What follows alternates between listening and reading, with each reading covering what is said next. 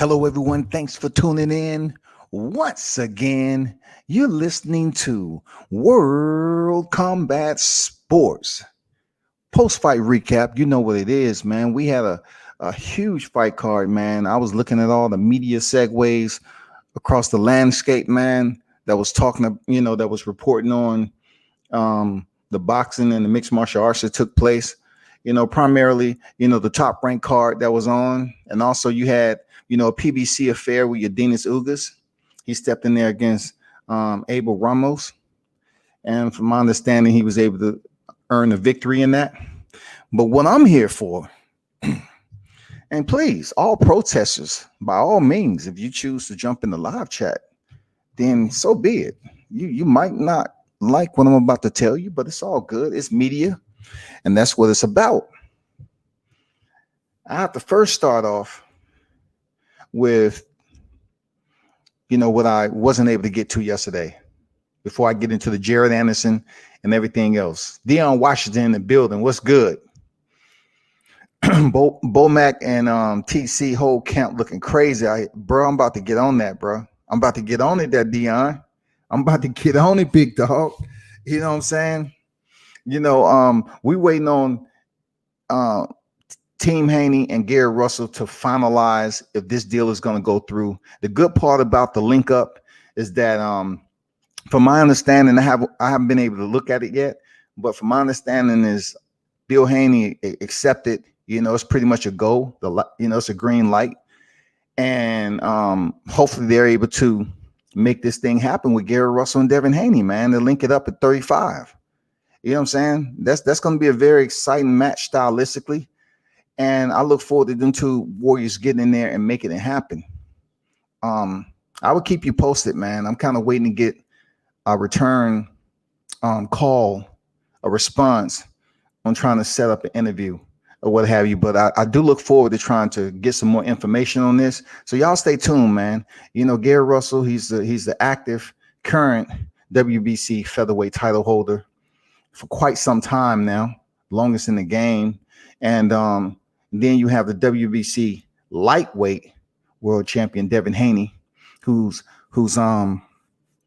has a huge freaking future ahead of him and a top star in the lightweight division right now. It will be a good fight all the way around. So just stay tuned and we'll see how it pops off. Now, what I want to say, let me see.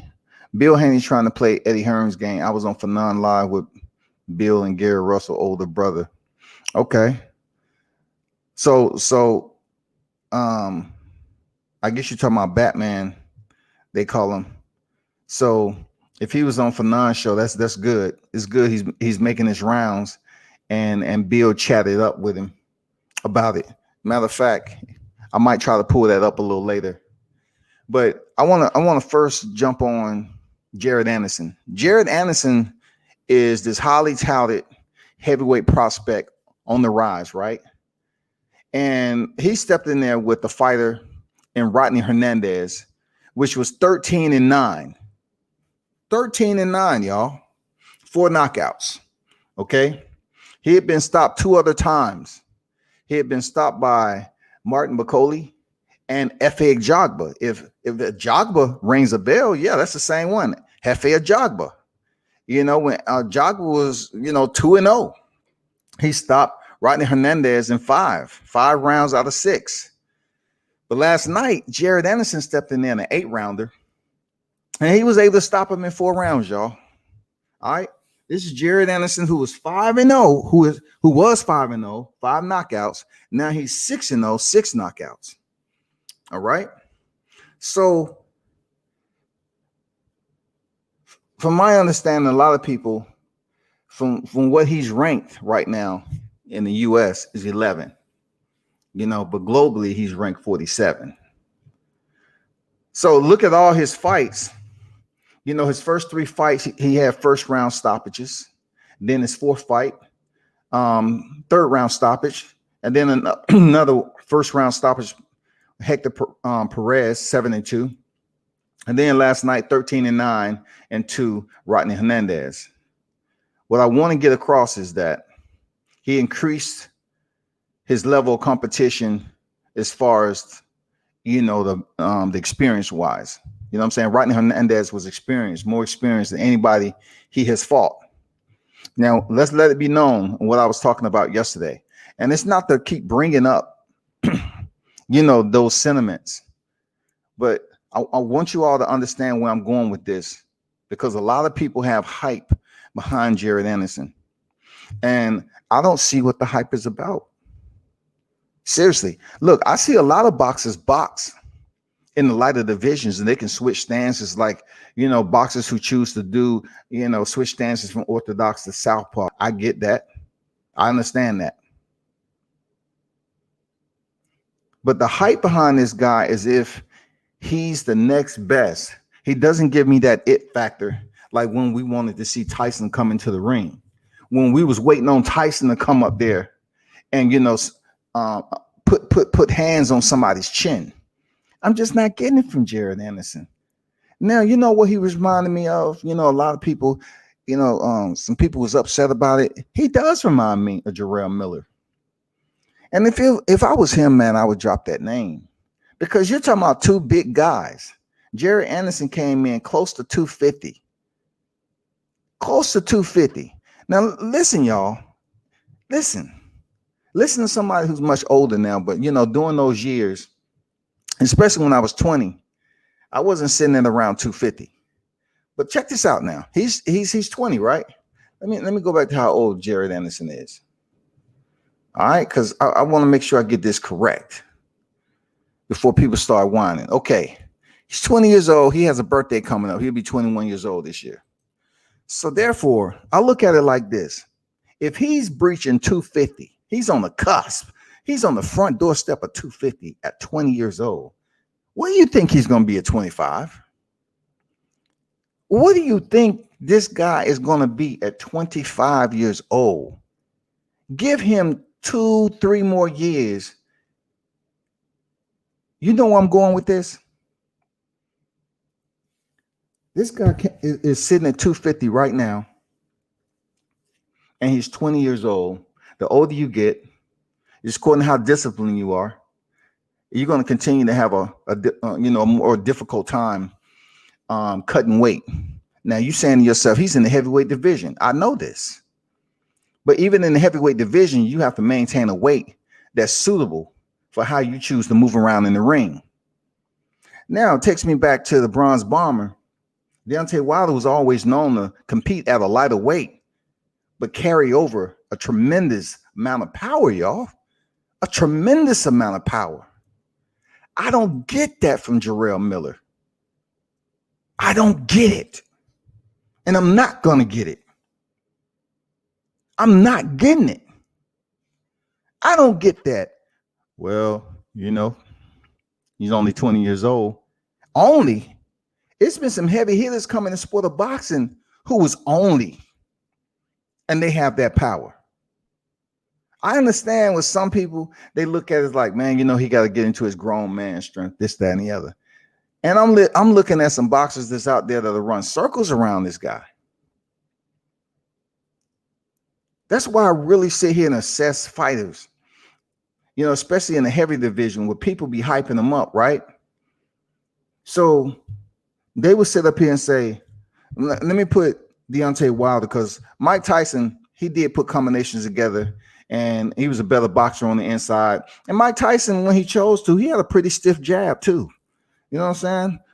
And I like his head movement.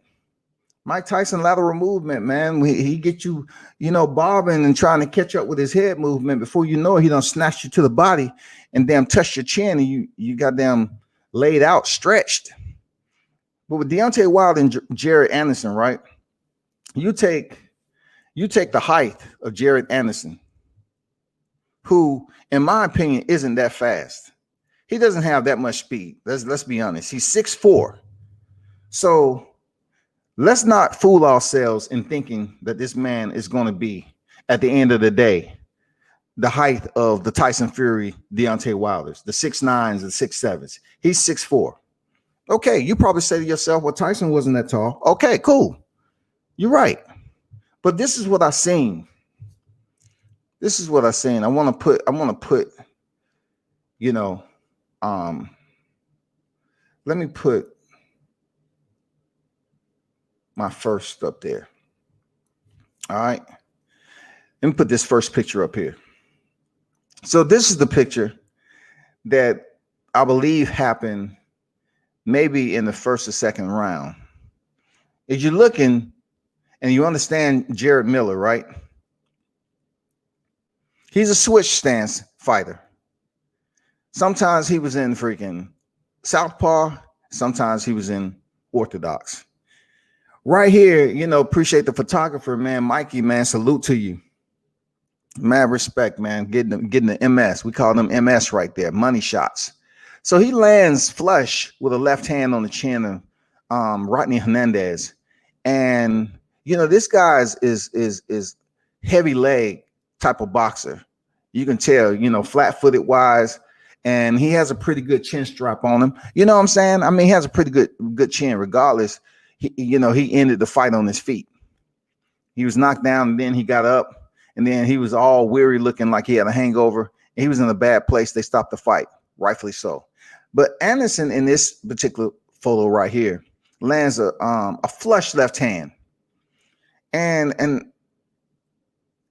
you don't see, as you look at the fight, you just don't see that velocity behind it. You don't see that, oh crap, you know, this right here is vicious. When he was landing his power shots, though he was placing them well, Anderson has to understand he is not in the lighter divisions. He's in the heavyweight division. So you can tap all you want. But in the heavyweight division, once you move up in competition and you get to the more heavier opponents that's more experienced, guess what? It's going to require you to dig and go to another level that you haven't been through yet. Look at this picture right here with him fighting in southpaw stance again. He shoots a hook to the body, right? And there was a well-placed shot to the body. And, you know, the expression does much more than the impact of the shot. You know, is good. It's one of those opponents where you can, you know, put your all into it and the shot looks more extravagant, you know what I'm saying, than the actual setting that it was in. You know, using the bubble fighting. I mean, give us some bubblicious, you know, give us something to remember. That's all I'm saying. You know, I don't get this, I don't get that it factor from Jared Anderson. A lot of people boosting this cat up, but guess what? I'm gonna compare him to the ones that's already in the game that ain't getting boosted up. Because that's the level I expect you to compete on, especially in the heavyweight division. And yes, I'm on the outside looking in, understood. I get it. But I'm just letting you know, right now, in my opinion, Jared Anderson is just the average boxer to me. He's just the average boxer on the come up. You know, you got Daniel Dubois, this over there. You got Joe Joyce, Oscar Rivas. I even throw Dillian White and Derek Chisora and all them cats, Alexander Povetkin. You know, the good thing about some of those names, some of them are young and some of them are old. So by the time Jared Anderson even come into the picture, some of them cats will be retired already. But you have F.A. Ajagba. You know, imagine how Jared Anderson would do against Robert Helenius, who defeated Andy Kanowski. Imagine how Jared Anderson would do against Andy Kanowski or Andy Ruiz. Andy Ruiz will box circles around Jared Anderson. Box circles. The Andy Ruiz who fought Anthony Joshua and Joseph Parker. I mean, come on, man. He would box circles around Jared Anderson. And though Jared wants to basically come up there on the post fight and say, you know what, I want to let people know it's not all about the power. I can box too. Of course you can box. Of course you can box, because that's the name of the game. It's sweet science. You want to know how to box. But in the heavyweight division, once you improve your level and you start stepping in with top tier names, it's going to take more than freaking boxing It's going to take the awkwardness that you see in the Deontay Wilder. It's going to take the awkwardness that you see in the Tyson Fury to compete with some of these guys that may be around when Jared Anderson finally, get his shot. And we're talking about the next 6 or 7 years. The reason why I say that, because, Deontay Wilder and Tyson Fury is basically in their 30s.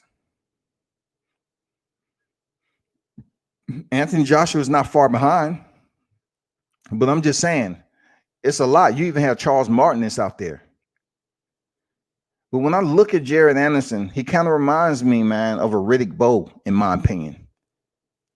What's going on, 24 Geezy? Say Haney, Haney, Haney. Salute to you. Appreciate you dropping in, man.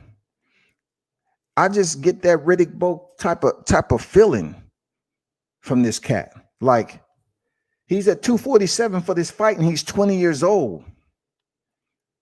And I understand you 6'4". But are you going to continue to gain and put yourself in the same predicament that Gerrell Miller was in? Gerrell Miller was a big guy. You have size on you. I get it, but the power isn't transferring over. And I'm gonna tell you another little secret, Jared Anderson. It don't look like your cardio is gonna hold up. We all know the sting on a punch has a lot to do with what cardio and gas you have in the damn tank. Are you running on low grade, premium, or diesel? Which one you running on? As the rounds keep on putting themselves, you went 4 rounds with a guy that now has 10 losses, right? So therefore, you have to take a look at yourself and say, okay, I hit this guy with some of my best shots in the second round. I gassed out, went over there and flopped down in the corner with my tongue hanging out. You cannot do that.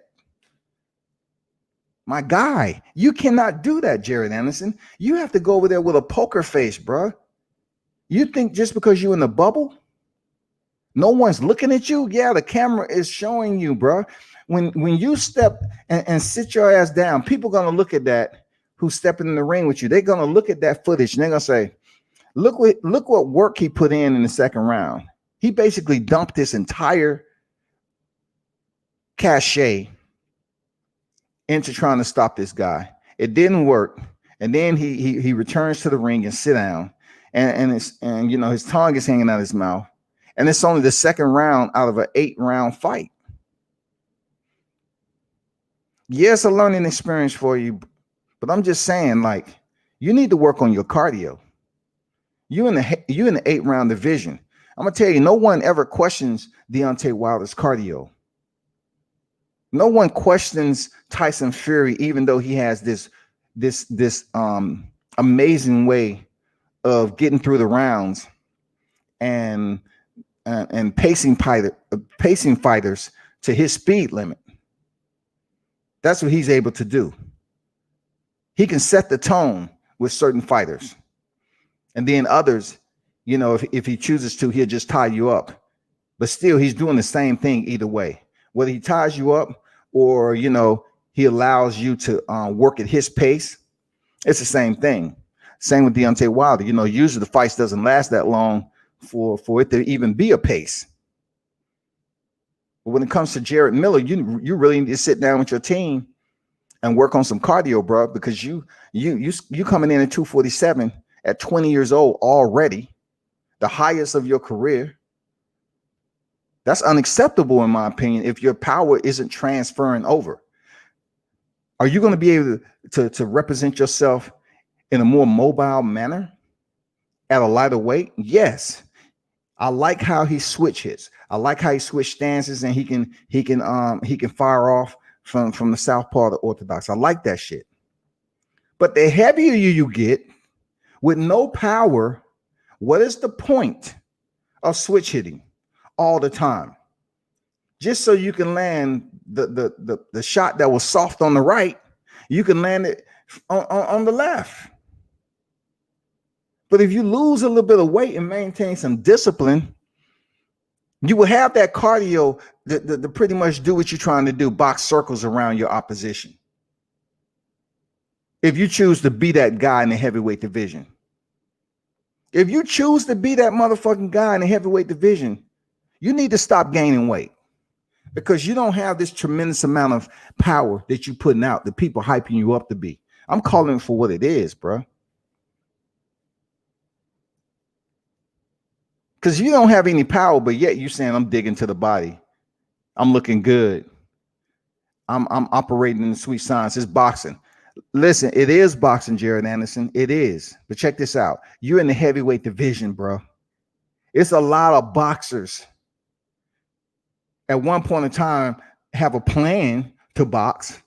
And then Tyson's favorite quote comes into play. Everybody has a plan till they get punched in the mouth. And you're proving right now, 20 years old, that you really don't have the ring IQ yet. And you lack cardio. You lack ring IQ and you lack cardio. Period. This is not the 35, the 40 division, 45, 47. No, this is not that type of division. You coming up here trying to look pretty and give us all these combinations in the early rounds. Listen, when you run into those heavyweights that can take your punch because it doesn't have power, what do you think going to happen, bro? You're going to have to go to a different space, a different strategy, and try to figure out what you need to do. That's why I say the U.S. is going to miss. They're going to miss him, man. They're going to miss him because when I see Jared Anderson walk down, you know, it's all good. The outfits don't do anything for me. You know what I'm saying? I've seen it all before. The outfits don't do anything until I see you in the ring, put your plan together, and I see you in there shining, and you special than the average fighter that's in your division. You stand out. You know what I'm saying? You're a bit more productive as you're stepping through the ropes. And I can see you, especially in the heavyweight division. Because why? Because you know what we have already. You know, we got one of the best in the game in Deontay Wilder. But yet, if people are not on here saying the same thing I'm saying, I don't know what to tell you. Because to me, it takes more than an outfit. And for you to get into the ring and you 6'4", we seen him. He kind of give me that Riddick Bowe vibe. I ain't gonna lie. And Riddick Bowe could box. Y'all know it. Riddick Bowe can box. But it was a telltale story about him not really putting in 100%, 150% effort in the gym. Lawrence Williams, what's good? Shout out to you.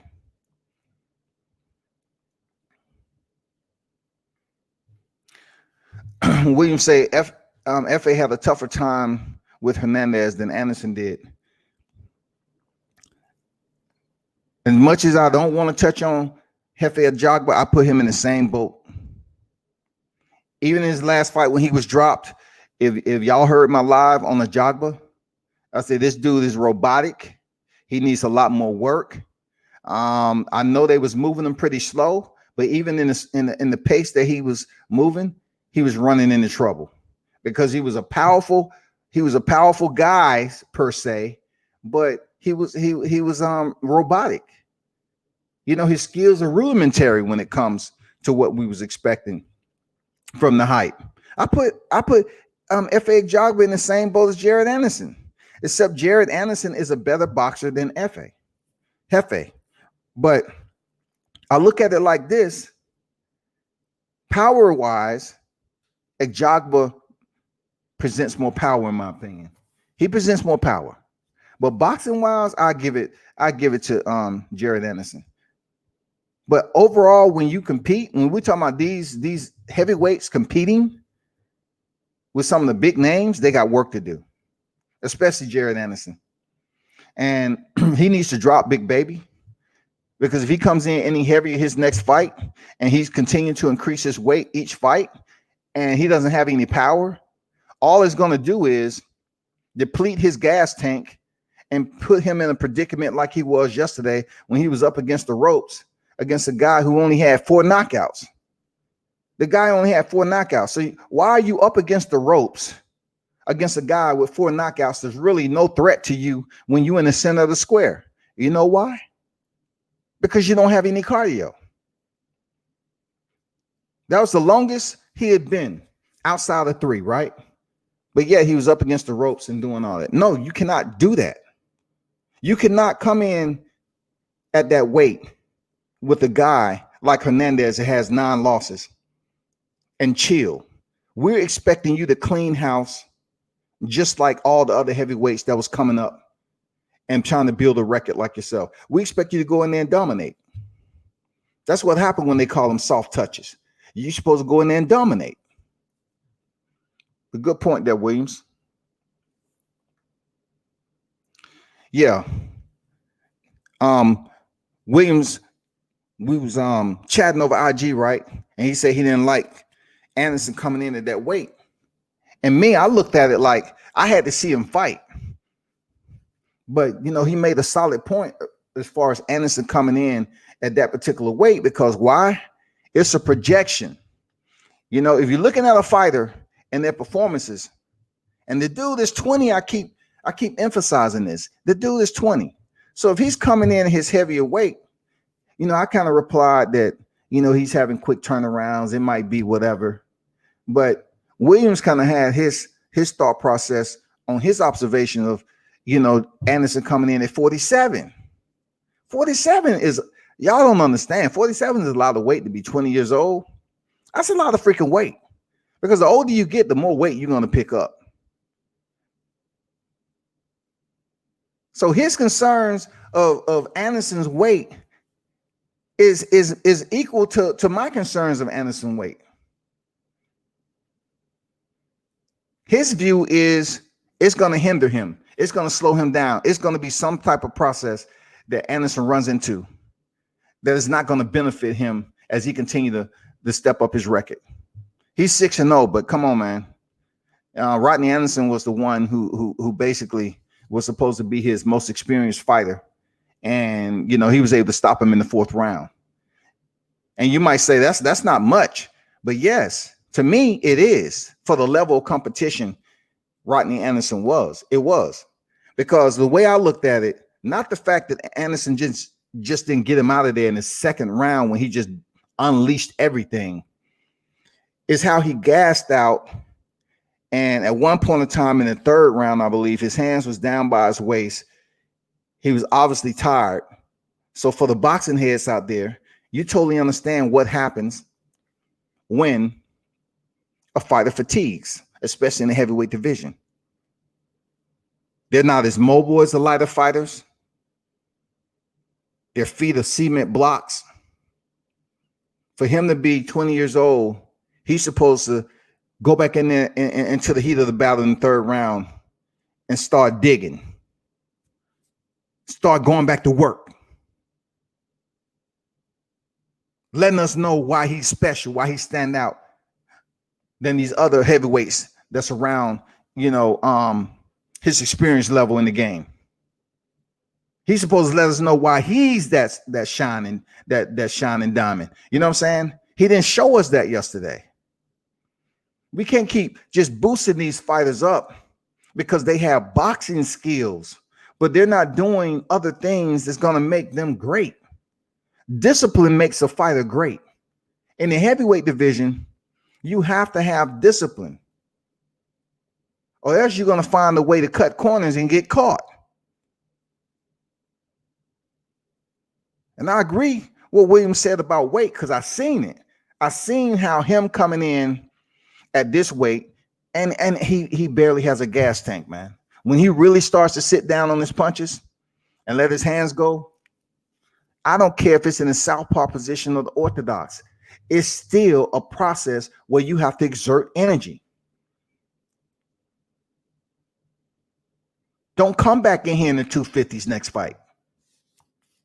You're too young for that shit. If you're going to be a boxer, switch hitter and all that, keep your weight light. Don't convince us that you can't control the fork. And then in between fights, you know what it is. You cannot sit up here and gain all that weight and be in the 260s. and then say, oh, because I'm in the heavyweight division, I won't have no problem. It's not like I have a strenuous weight cut. It's going to be a problem once you step in there with somebody who can take your average punching power, and they can basically return and keep you honest. And you know what happened when you keep a fighter honest that's fatigued and out of shape? It makes them look damn good. It makes a boxer look bad. Jared Anderson can go in there with all the hands, the combination sets all he want. But when he starts to fatigue, even that is going to get sloppy.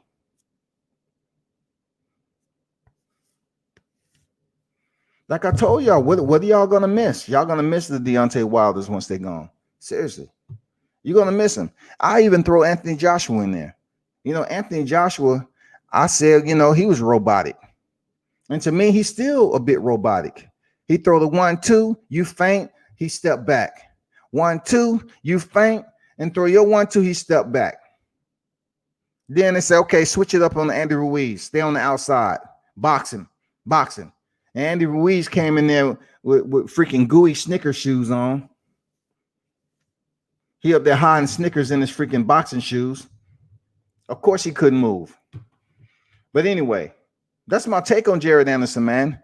I don't see anything at this moment special. It's not personal. Don't come in here talking about Black Lives Matters. I'm talking about boxing lives. Boxing performances matters. You know what I'm saying? That's what I'm looking at. Boxing performances matter. And if y'all gonna hype this dude up to be the next best fighter, somebody need to tell him it's gonna take him some damn strict discipline to not balloon up to that Gerrell Miller weight and expect to come in here and just blow through his opponents.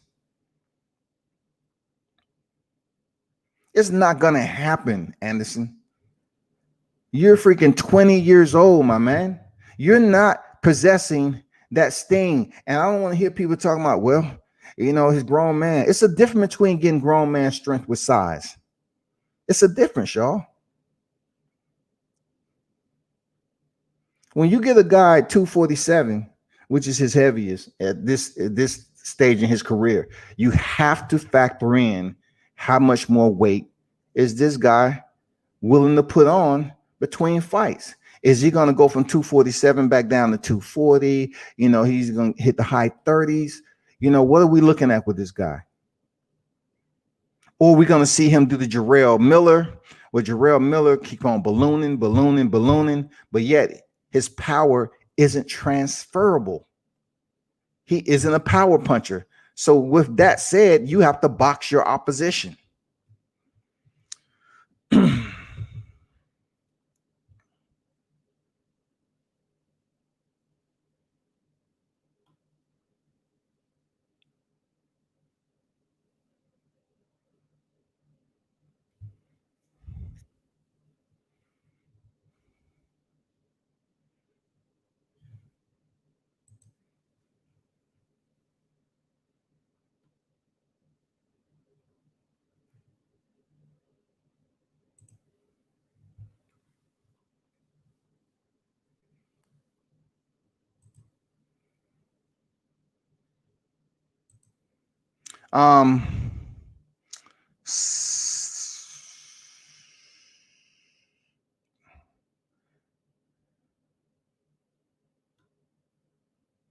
What is this 7435? What? Okay, I was just about to say, what are you talking about? FA never fought Rodney. Okay, I'll let you get a pass, homeboy. I mean, come on now. Don't torture him up too bad. Shit, Lawrence say, man, I wasn't worried. I stay on point with boxing knowledge because I actually watched the fights. That's hey, whoever you are, 7435, man, you got to be careful about just hitting enter. Be careful, y'all. Come on, man. We have accessibility out here for search engines. Just all you do is just put the shit in the search engine before you get on here and say, oh, so-and-so It never. This is a live chat, man. So when you do that, you just take away from where I'm going at. Why would I even mention it if he didn't face FA? Man, come on, man. But you know, it's all good. We ain't perfect. Yes, but FA struggled in that fight. Anderson stopped him in the fourth, FA in the 5. I would say, you know, the 4th or the 5th round, I look at both of these guys. And like I said, I hate referencing that, but you know, when I was doing a live stream, when Hefe Ajagba fought, let me see. What was this guy? Let me check. Michael Walish.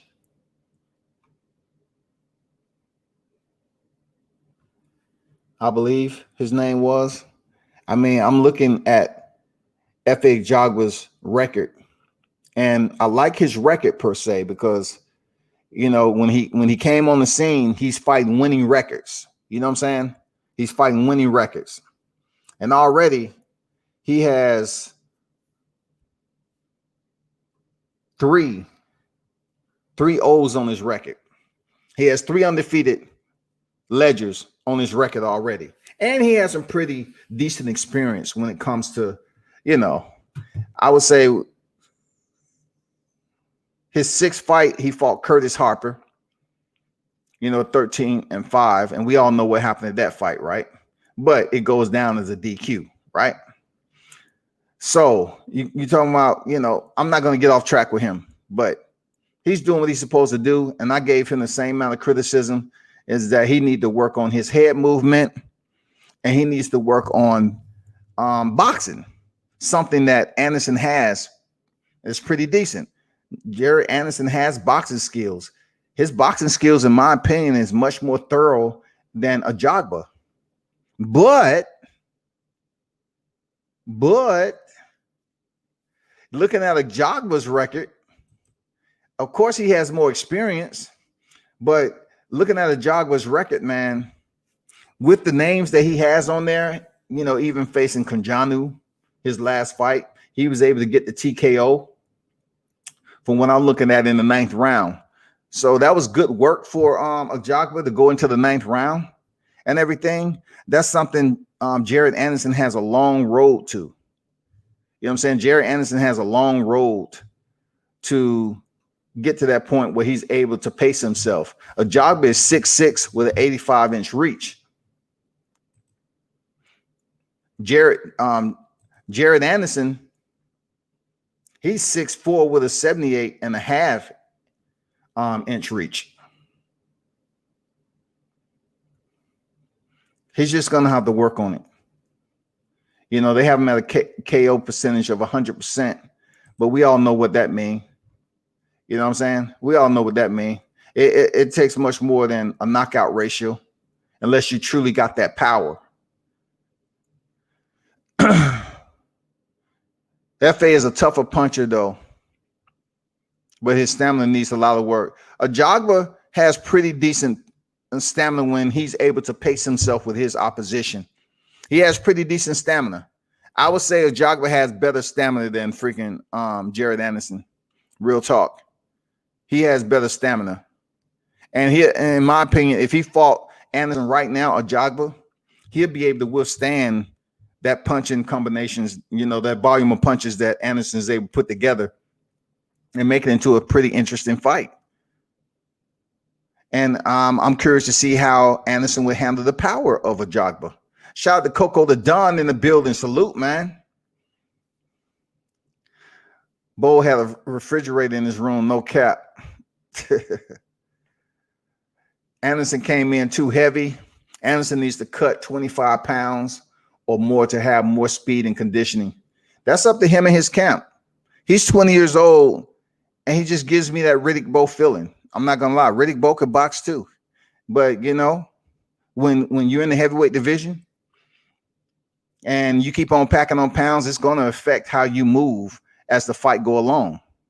Lawrence say FA didn't get dropped in his last fight versus Rosvan. It was the fight before versus Colazo or Charlo Harrison card. I don't know who said that. I think 7435 might have said that. I didn't say he got dropped. I know he didn't get dropped in his last fight. I think he was dropped with the guy I mentioned, the Michael, the guy, the first name Michael, I believe. He was dropped in that fight.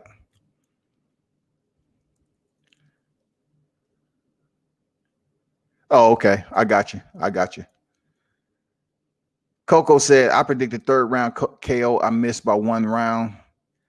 I was thinking that guy was going to go in there, and the way Hernandez looked, he looked like a caveman. He looked like one of them guys that live out and live off the land. You know what I'm saying? He looks tribal. Dudes look grubby and everything. He didn't look like a soft touch. He just seems like he was one of those tough, durable type of fighters.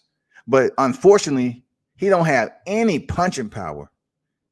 You know what I'm saying? Coming in with 4 knockouts with that many fights, I was saying to myself, like, ugh. You know, and then to see Anderson going in the first round and he's kind of pop shotting the guy. And I said, okay, all right. But I didn't really see him get wobbled until, you know, the second round a little bit. But he still took it pretty good, you know. Like I said, his beard was doing him pretty good justice early on.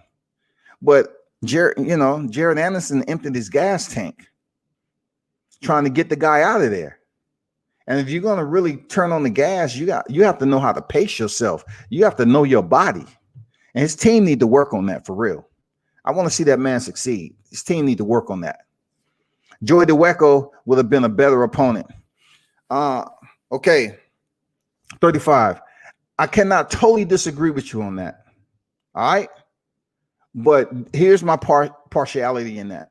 Is that the Waco, his last fight and fight before that, he comes off to me as a sparring partner, and he has been a sparring partner for big names out there in the heavyweight division. He comes off as a guy who's easily able to become comfortable in his sparring role. That means he's not going to do any more or any less than his role as a sparring partner. So would he have matched up good with Jared Anderson? Yes, because he's a tough dude. He's a sparring partner. The Waco, I have to give him his props. He is a tough sparring partner. So the question would have been, what can Jared Anderson do with it? Can he, get some work in, move around a little bit, go into the deeper rounds with the Waco, and let's see if he's able to stop him. You know what I'm saying? But that's my partiality on that. 50% I agree with you on, and then the other 50 is like, will the Waco just capitulate and say, I'm a sparring partner, and that's it? Shout out to Jackal Fitness in the building, man. What's good? Official. Y'all be sure to check them out, man. Subscribe. Salute to you there, Jackal. What's going on, Sporting Advantage? What's good, bro? L-Dub in the building. Alexander, what's good? So I'm like, that's what we need, for those of you that's really zoning in to Jared Anderson. What do you see his skill set as far as his pros and cons? What's most do you see for him moving up the ranks that he needs to improve?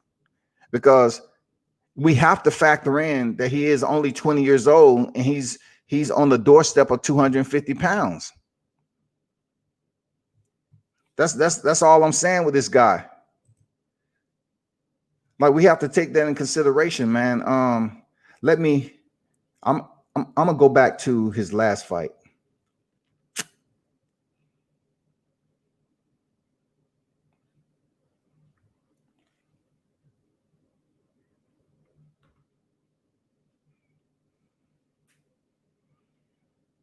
What do y'all see he needs to improve in?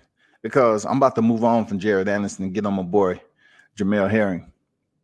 I can always come back, but comparable to the Deontay Wilders of today and the U.S. heavyweight champions, and everything that goes along with it.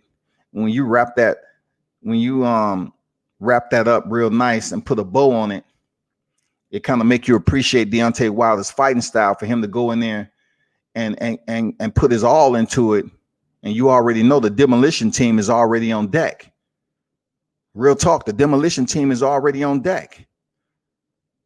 You're not calling people in. Frag this area coordinates 2.65, round 6. Calling in close air support. No, Deontay Wilder is on his own demolition man. And he fights with what he has. Whether you want to, say what you want to say, critique it how you feel. But these up and coming heavyweights, man, it makes you really truly understand that some people cannot be emulated. Some fighters in the heavyweight division, no matter what you criticize them for, what they're special at is golden. You cannot have fighters before them emulating them. Like, who's been able to emulate Mike Tyson? When, we're talking about a guy who was up here knocking heads off and everything. Who was emulating Mike Tyson? Who was emulating Deontay Wilder? You can say what he lacks and what his limitations is, but who is matching up to F.A. Jogba and Jared Anderson? A lot of fighters fight like them. You know what I'm saying? We can throw Daniel Dubois in the mix, but guess what? I think Daniel Dubois has more power than Jared Anderson and even potentially a Jogba. I mean, we'll see if they ever link up. But it's an issue, because these fighters that you was born and you're not taking in real consideration when it comes to the heavyweight division, you're about to have a reality check in the next several years, when the Jared Andersons who you're seeing now compete at 247, he might be competing at 275 in 2 to 3 years. He might be 275, 280 with no power. I say again, with no power. You think you're gonna come in here and pop shots to the hooks to the body, jab, line them up for a jab? Man, this is a heavyweight division. All it takes for your opposition to get your timing down. All it takes for you to start getting tired and slowing the wheels, and they catch you up against the ropes, then that's when the real problem sets in. And, that's what I see with Jared Anderson. I don't see him being something that's, abnormally freaking special right now that separates him from what we already have. We got a heavy hitter. We have an individual that gives you that heavyweight nomenclature, power. When it's time for him to land the punches that matters most, he's able to do it. It doesn't matter if you can switch stance and land shots in the heavyweight division, cool. But what is your cardio like, homeboy? Like, your cardio sucks right now. You can't come in here this young and expecting me not to goddamn be on your neck about cardio. You 20 years old, bro. And this is the third time in the bubble. This is your third time on a fight card in the bubble. And you gassed in the second round? No, man, we ain't respecting that shit, because we ain't seen Deontay Wilder gas out like that. I can't say I seen Tyson Fury, though he has this slow, lethargic freaking style. I've seen Anthony Joshua. His cardio has always been suspect.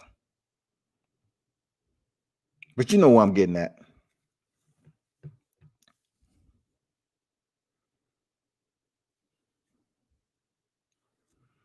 I know it's a different network, but Kanowski versus Gerrell Miller is a good strap. Yeah, both of them are big guys, can box. You know what I'm saying? Kanowski is a very underrated fighter. He can box. Gerrell Miller, I can't really say it'll be a good matchup right now, because Gerrell Miller, I'm curious to see how he's going to be once he gets off. Once he's returned back to the ring from, being off peds, man. Because we was looking at someone like Gerrell Miller as heavy as he was throwing a high volume of punches. So I'm curious to see how this dude looked once he returned to the ring with no pads in the system. Is he going to still have that cardio to go into the late rounds, with a fighter like Kanowski that basically he isn't a tremendous power puncher, but he can box. He gives you that Andy Ruiz type of, mirror image of Andy Ruiz type of boxing.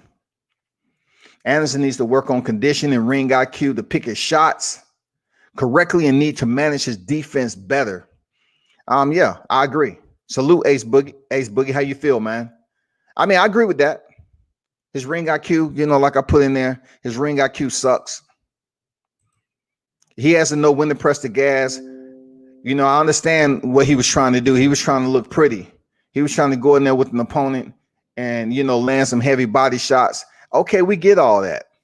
But the one thing that separates Mike Tyson from Jared Anderson on landing body shots is that cats really folded like a wet envelope a lot of times that freaking Mike Tyson hit him with body shots.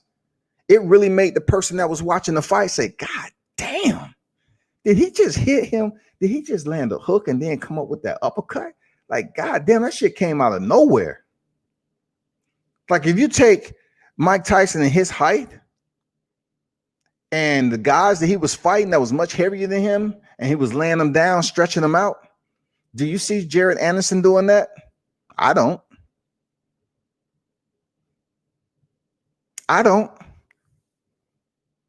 And I'm not going to apologize because I've been in the game long enough and been watching. That just doesn't excite me just from the hype of fighters. I really like to see them perform. You know what I'm saying? I like to see them go in there and pull out their technical cachet. And then when it ain't technical no more, I want to see them do some shit that's not even on script. I want them to switch it up, go off script, especially when they start to bleed, when they face adversity. I want to see how they handle that. If it's fight or flight, I want to see if they got that heart. They keep on digging when it's pure adrenaline and they keep on pushing forward. They know they're in a bad place, but deep down inside, they know they can get out of it. And they're still thinking in adversity, still freaking thinking. They're thinking the entire time. I'm in a bad place. How do I get out of it? Okay, let me try this. Let me try that. Some people just say, no, you know what? I'm done. I'll live to fight another day. I'm out. I don't even want to freaking try it. Anderson said, we're ready for everybody. We're building up. Bob Arum is moving me perfectly. It was about getting those rounds in and showing I can really box. I'm not just a puncher. I know how to box and I know how to stay on my back foot. Listen, bro. Listen.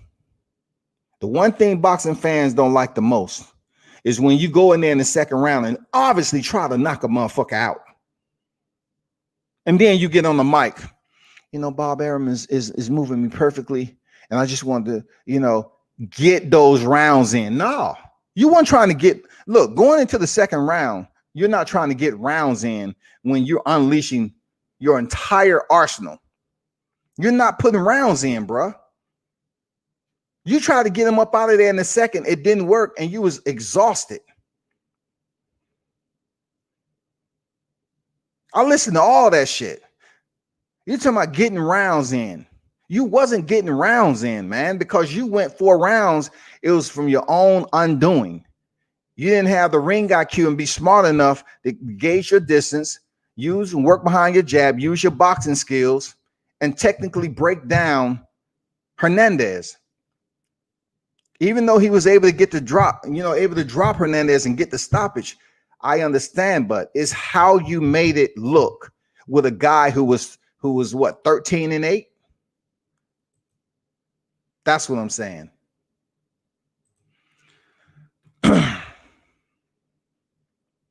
But good point. They're 35. Good point. My boy, Jamal Anderson. I mean, not Jamel Anderson, Jamel Herring. You know, shout out to my Marine comrade, um, Jamel Herring, man. But this is what I got to talk about. And shout out to and what was his name, man?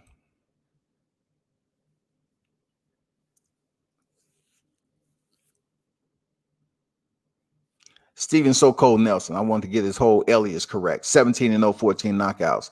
Dog. He went in there against DeAndre Ware. Good fight. DeAndre Ware 13-3 and 2, 8 KOs.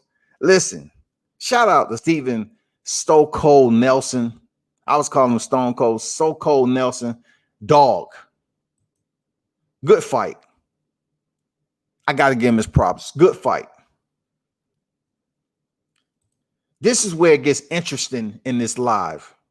If you look at Steven Nelson, he's cut from a headbutt. He's cut. But it did not stop him from progressing forward on the hunt. That was one of the more exciting fights, man. I'm telling you. It was even more exciting than Bam Bam Rodriguez. Because that shit ended in one round.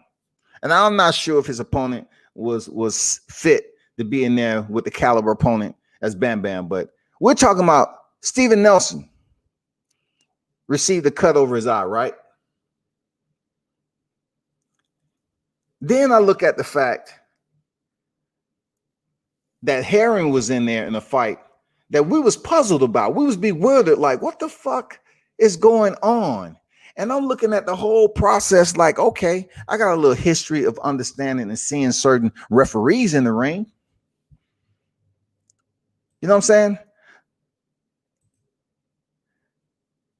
So I'm looking at the Herring fight against Oquendo, a fight that has been postponed, a couple of times, only to end in controversy.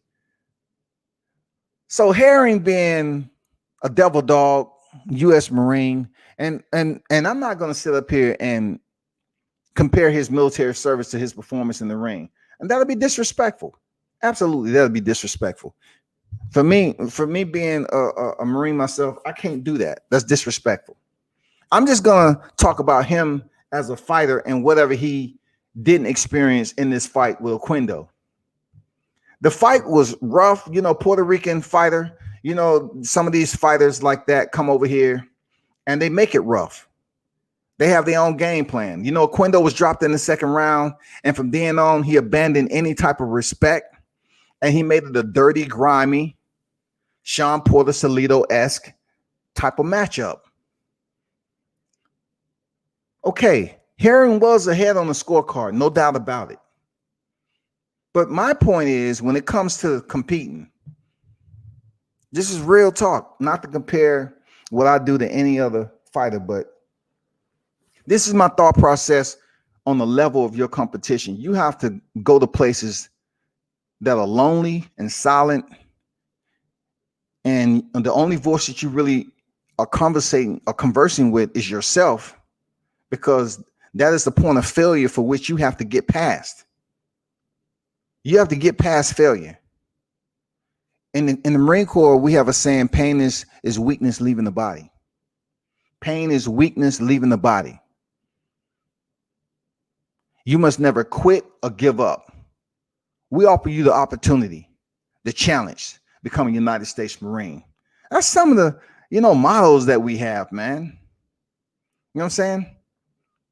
So in this particular battle that we seen, it was a dirty fight. It's boxing. We've seen it. And I didn't think it was that bad. Like, I'm looking at Steven Nelson. I'm like, okay, Steven Nelson, man, he don't give a fuck. Like, this dude, he's undefeated, and a lot of people are unfamiliar with him in a lot of ways, but he got that dog in him. He's a very low-key, calm type of dude, but he got them dog in it. And then, I come to the Herring fight, and it turns into one of those fights where headbutts are included. And I didn't think the cut over Herring was something that was significant. that we need to pay attention to. Seriously, I just didn't think it was anything that was life-threatening that needed immediate attention. And I'm looking at Tony Weeks in there. I'm like, okay, Tony Weeks, he's been in worse. If you don't remember, let me remind you, because I was at the fight. Braun and Pacquiao. I was at the fight. Badu Jack facing Marcus Brown.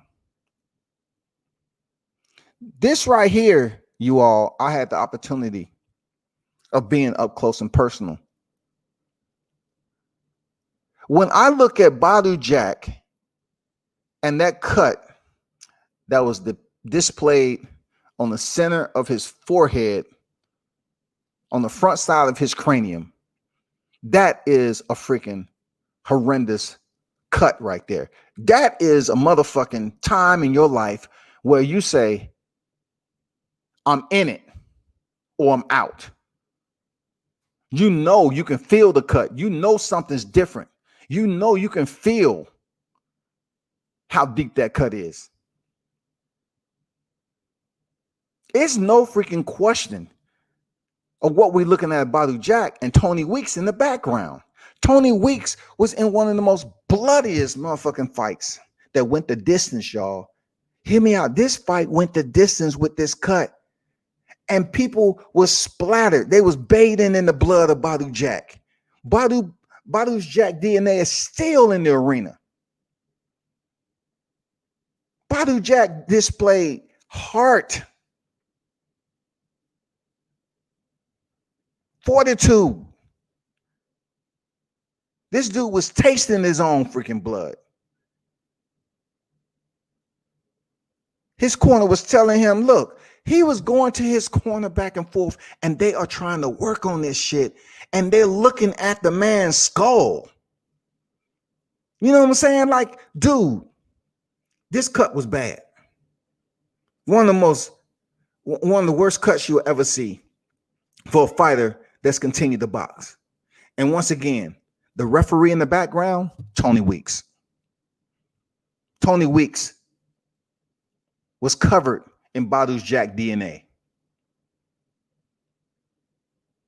And if you're looking at this picture, man, just look at Badu Jack. He doesn't look like he's heading to split the ropes. Badu Jack wanted to continue. And I'm looking at the Herring. I'm looking at Jamel Herring. I'm like, bruh, your cut is just, it's not even in a spot.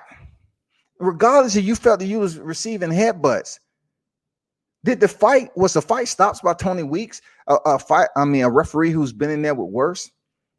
Why wasn't this fight stopped by Tony Weeks off of warnings alone?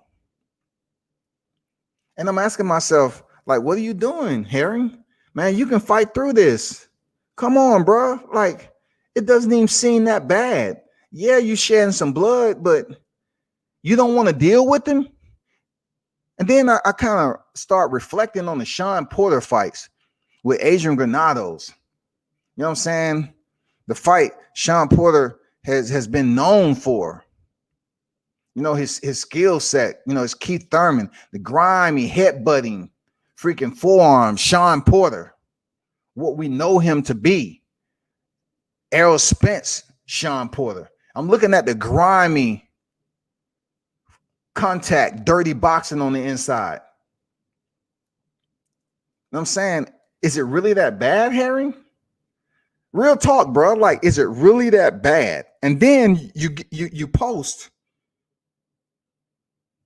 I gotta bring this up. Y'all give me a minute. I'm gonna keep on talking. I have to bring this up so y'all can see it. I have to. For real, because cats, man, I don't like that. I'm not saying, Jamel Herring is pump faking. I'm not saying that, because he's a fighter. He's a tough dude, always in shape. I get it.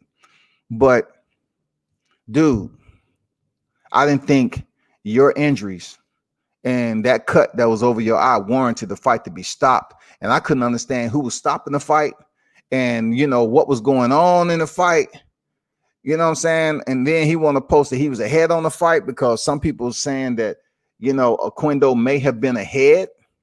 So that's why people was over there really, pondering looking over the scorecards to see how this was going to end. And then, you know, the insinuation was the fight might have been closer than what people expected. So that's why they deliberated and decided to stop the fight. You know what I'm saying? It takes me back to the Olympics when they was deliberating on Roy Jones' gold medal round. And then they came up there and gave one of the worst travesties in Olympics, period, in robbing Roy Jones Jr. of a gold medal. But I'm about to post this. Damn, I can't do it. Shit. Okay, I'm gonna try it anyway. Cause I gotta put this up here. I'm gonna try it out anyway. I want to let you see something that was posted, and then I'm gonna speak on it. Nope. Let me see. Because it's very important to see these certain things in the sport of boxing. It's very crucial. Because fighters get to a point in their career, man, they may not have what it takes to just continue. But here is Jamel's Herring post-fight examination. All right. And the findings that is circled is basically saying no fractures or dislocations or facial bones. The visualized paranasal sinuses are clear. Once again, the visualized paranasal sinuses are clear. Fracture of the left lamina. I'm not even going to try to go through this. With mild herniation of the intraorbital into the defect. The visualized bones are normal. Normal. The visualized intracranial content are normal. Normal. Mild soft tissue swelling. Once again, I'm underlining this, y'all. Mild soft tissue swelling overlining the bilateral frontal bones. Mild. It's not serious. It's mild. So this is my point. If you're looking at Badu Jack's cut, and then you look at what he had to endure, what his kids had to look at after this fight was over, then I would get on here in the live like I did, you know, when this fight actually took place with Marcus Brown. I was like, man, you know, I'm thinking about him, you know, having to, you know, go get stitched up, get the shots, you know, make sure there's no infection in that, you know, get it sealed up nice, let it heal, and his kids have to watch and say, what happened to daddy? All that, right? And I'm saying to myself, God damn it, Badu, salute to you. You got mad heart. I got respect for you, bro. Seriously. I got respect for you. No joke, man. You went in there like a warrior, man. And it's the shit we look for in the Marines. Like in certain instances of deployment, you want your brother to have your back. And what Badu Jack, you know, seeing that scar 12-6 almost. That is what I'm saying when you're in the heat of battle and you might contemplate, you and your corner might contemplate, like Herring and his corner, you might contemplate and say, hey, Badu, it looks bad, bro. Like we can see your skull. It looks bad. I'm curious, you know, I wish I could have been there just right up close and personal with a mic to see what the conversation was with Badu Jack. But this cut on Badu Jack is not what I seen with Herring. I'm not comparing them because they are two different weight classes, obviously. But I'm saying both are combatants. Both are pugilists in the sport of boxing. I don't know what happened, Jamel Herring. I don't know. A lot of people are saying that you kind of surrendered, for a better word. And then in the post-fight conference, a lot of people saying that you're talking about your corner wanted to stop it. What do you mean? Your corner wanted to stop it, not Bo Mac. And it's mad respect to your corner. But this is the heat of battle, bro. You're talking about somebody who understands what the mentality is. You know, no quit. It hurts to quit. I'm not saying you quit, but dude, your cut wasn't even as bad as Steven Nelson. You are a champion, my brother. What do you mean your corner said it wasn't worked, and then y'all get a DQ, from Oquendo, and it goes in your book as a win? Like, what am I looking at here? What's going on? Because I don't see the damage that you was taking in this fight. I just don't see the damage to render you stopping. Let me try to pull up another picture of Jamel Herring in this fight, because I just don't see it, my brother. Like, where were you in this fight? Were you was in an incredible amount of trouble and you just wanted to pull the ripcord and jump out the damn hatch? I mean, right there, beautiful uppercut. It looks like you in control of the fight. You know what I'm saying? But let me take you to some snippets of what Jamel Herring said. And y'all, I want you all to give me your feedback in the live chat, please. Just tell me what you think. Was it his corner, or did Herring surrender? Because on the green side, there's no surrender, no retreat.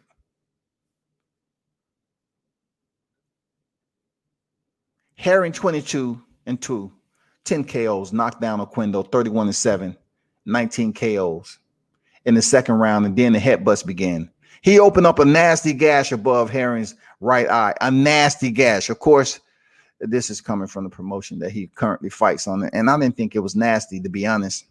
What was nasty, once again, in comparison, I have to bring in Jojo Diaz too. Once again, Jojo Diaz's eye was damn near hanging off.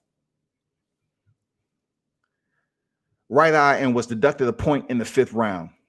The headbutts continued and ultimately spelled the end. It spelled the end of evening for Oquendo. At the time of disqualification, Herring was in control on the scorecards, 80-70 on 2 scorecards, and 79-71. Okay. Herring said, "It just got ugly." I repeat, it just got ugly. I wasn't too satisfied with my performance. Okay, now we talking. Now we talking. I wasn't too satisfied with my performance. To be honest with you, in the beginning, everything was going real smooth. Me boxing. I put him down with an uppercut. We knew he was going to come head first. Let me repeat that. We knew he was going to come head first. We had to time it. In the end, I wasn't happy with how I was looking. What? Come on, boxing heads, talk to me, man. Come on, man. Give me some goddamn raw shit, right? Come on, man. Help me out. Inject my interest. I need to be educated on what I'm reading right now. Just let me know what you're thinking about what I'm reading. I put him down with an uppercut. That means you're having success. We knew he was going to come head first. Well, you understand what's in store for you, right? We had to time it. In the end, I wasn't happy with how I was looking. I'm disappointed with the outcome. I've never been in that situation. My God. I still want the Carl Frampton fight next by all means. Hold up, Hold up, shawty. Hold up, shawty.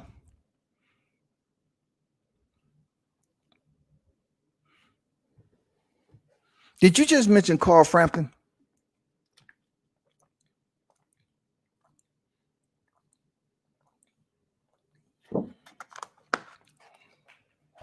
Somebody correct me, please. Because I just finished reading to you an excerpt of Herring. It just got ugly. I wasn't too satisfied with my performance. To be honest with you, in the beginning, everything was going real smooth. Me boxing. I put him down with the uppercut. We knew he was going to come head first. We had to time it. In the end, I wasn't happy with how I was looking. T joined in the building. What's good? So JC said, bottom line, he pulled a Chavez Jr. in my opinion. You know what? You have to call this conclusion for what it is. In my opinion, it seemed like a no mas. It seemed like a no mas to me. You are my brother, but I'm also boxing and combat sports media, boxing, MMA, combat sports media. I have to call it. I have to dichotomize it and give you my take. Whether you like it or not, it's just an opinion. But hearing you talk and seeing you and how the fight ended, it seemed like a no mas to me. Because ultimately,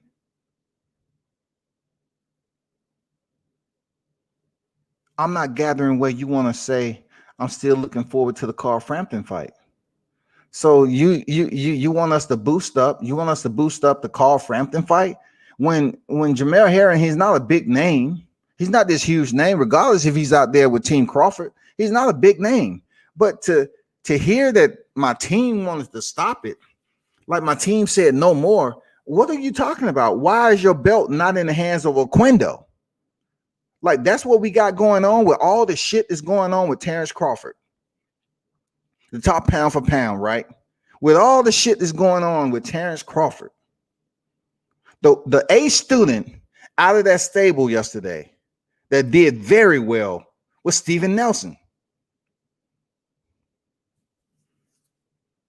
What do you mean you just didn't like the way you looked?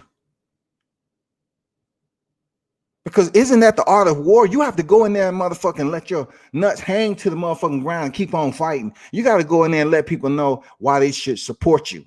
Are you just gonna be a guy with a nice backstory? You know what I'm saying? But when it comes to your retirement, you gone, you out the sport. And then people, you know, the new heads is always constantly being injected into the boxing arena. You know, the temporaries. They're gonna pass you like Kevin Kelly. Seriously, let's be real.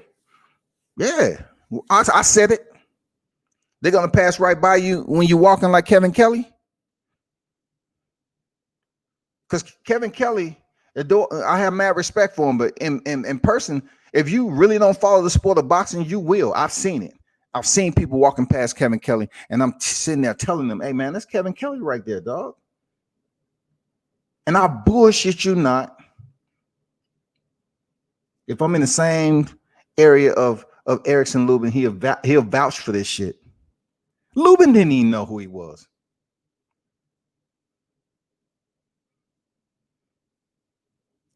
I'm telling you all, no cap.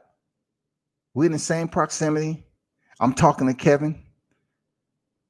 We chopping it up. Lubin comes up. Of course, I want to talk to him. You know, see when his next time in the ring. You know, kind of touch bases about his situation with Charlo, his knockout and stuff like that.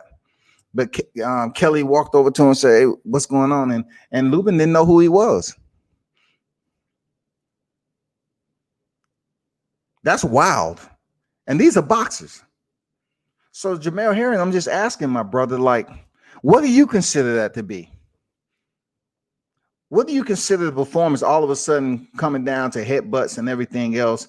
And, you know, like it's not the art of war and you're not going to get some, you know, Puerto Rican fighter, Mexican fighters that's grimy, gritty, aggressive, dirty, Salido and Porter-esque.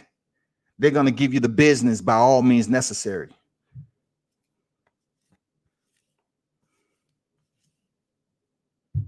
You got people out here saying you quit, bro. You have people out here saying you quit.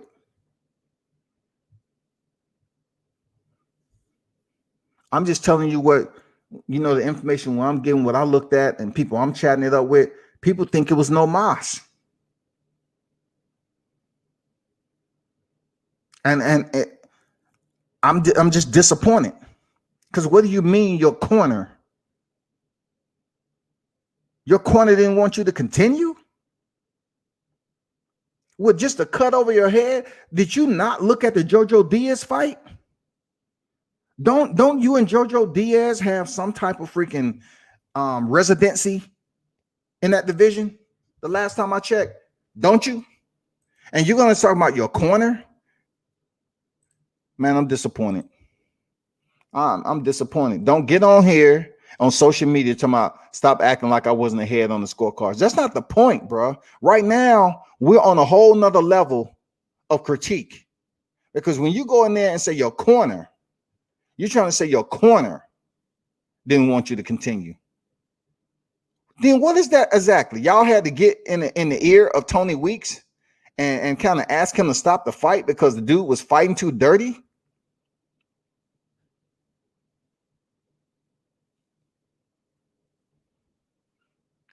The WBO rankings,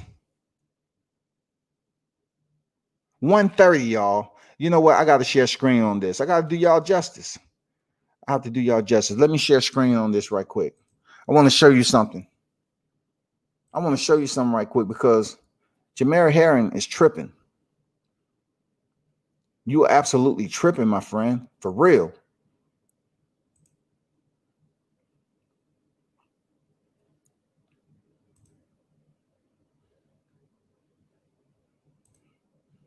So what you're looking at is the rankings in the 130-pound division, right?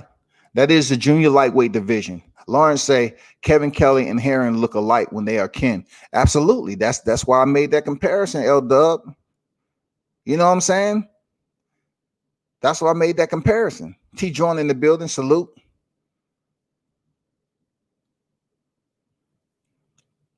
So look at this, people. I want to take you to the junior lightweight division, the 30-pound super featherweight junior lightweight. So right here, Jamel Herring has Shakur Stevenson lined up.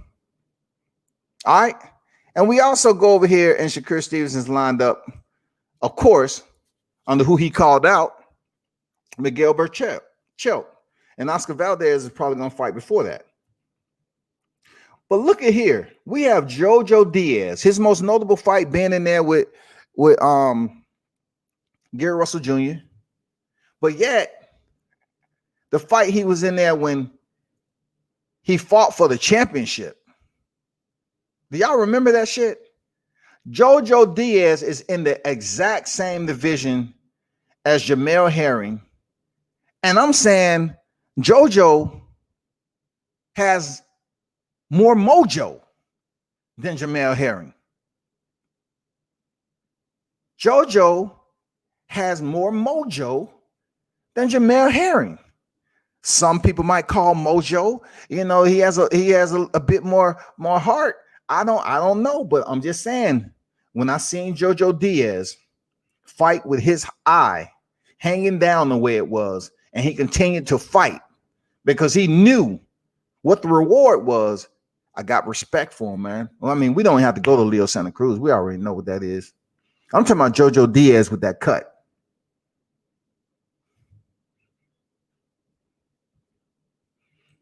Do not get on here talking about y'all don't act like. We're not acting like anything. I'm just telling you what it is to the hardcore boxing fans. It seemed like you put up the white flag and surrendered, and your team talking about no more. But yet you want to say, okay, get up out of here, Jamel Herring. Let us get you up out of here. You're going to keep the belt so you can have that Frampton fight. I don't respect that shit, dog. I don't. I don't respect you trying to get a fight with Carl Frampton. So you're going to basically abort the mission against a tyrant, a headbutting tyrant. That you're in the business to inflict pain. You in the business to get dirty. You know what I'm saying? You in the business to make him pay for his actions. If you knew he was a headbutter to begin with, and he leads with the head, then what did you have to do? Make sure you get his timing down. Make sure you have the right space and shoot that uppercut, that left uppercut, like you was doing, right? When did it come a point where you confirmed with your corner that it was time to quit?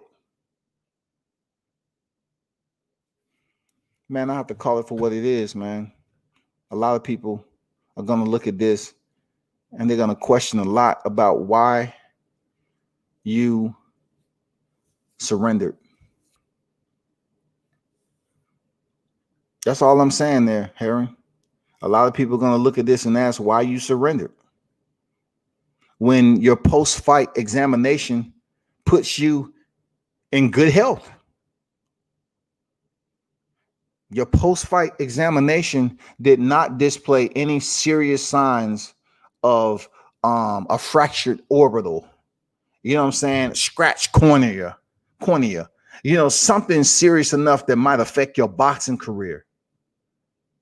But you're going to jump on here and say, don't act like I wasn't ahead on the scorecards. So you're trying to tell me it's okay. The message that you're sending with your backstory, wearing the same outfit I did. Now you're going to say it's okay to tell the fans that don't act like I wasn't up on the scorecards, but I didn't finish the fight because dude was headbutting. So I quit. That's fucked up, man. Lawrence say Heron about to retire after Frampton. I hear that. Check the box. I hear that. He want another big paycheck. I don't know what's going to happen after that. But when you have all these people supporting you, U.S. veteran and everything, family man and all that, in the box, in boxing, picked up. Terrence Crawford really did Jamel Heron a favor. Let's keep it a hondo, y'all. Let's keep it a hondo, man. It's not all about just being extremely nice and pleasant. I've attempted that. And too many motherfuckers take your kindness for whatever they choose to digest it as. But Terrence Crawford did you a favor and your career. I commend him for doing that. A lot of people say, yeah, he's looking out for another black fighter. Okay, cool. We got it. That's not even my, concern right now. That's not even something that I'm confused about. I salute Terrence Crawford for what he did for you and your career. He picked you up when you was at in a dark place in your career, and he allowed you light. He gave you light. And that light even shined brighter once you won your world title, bro. You can actually go into retirement saying you was a world champion. You can. Seriously, you can. But one thing that's unacceptable, though, especially, man, in the sport of combat, is quitting.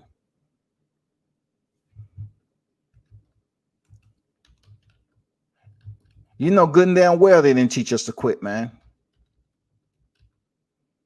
You went through the hardest boot camp in the military service, man. You know they didn't teach us to quit. I don't know how many pictures I've seen of Jamel Heron, in shape, 8-pack.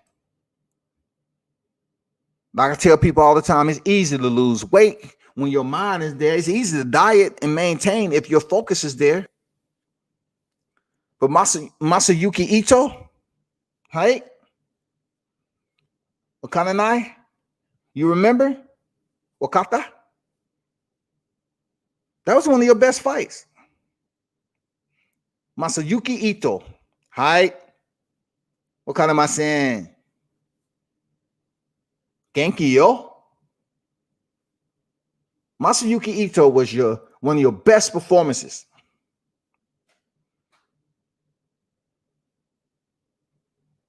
The way you went in there and fought, I just think a lot was on the line. You picking up the world title, and you wanted to shine, and you showed you could. And that was last year. That was just last year. May of last year. That was just last year, right?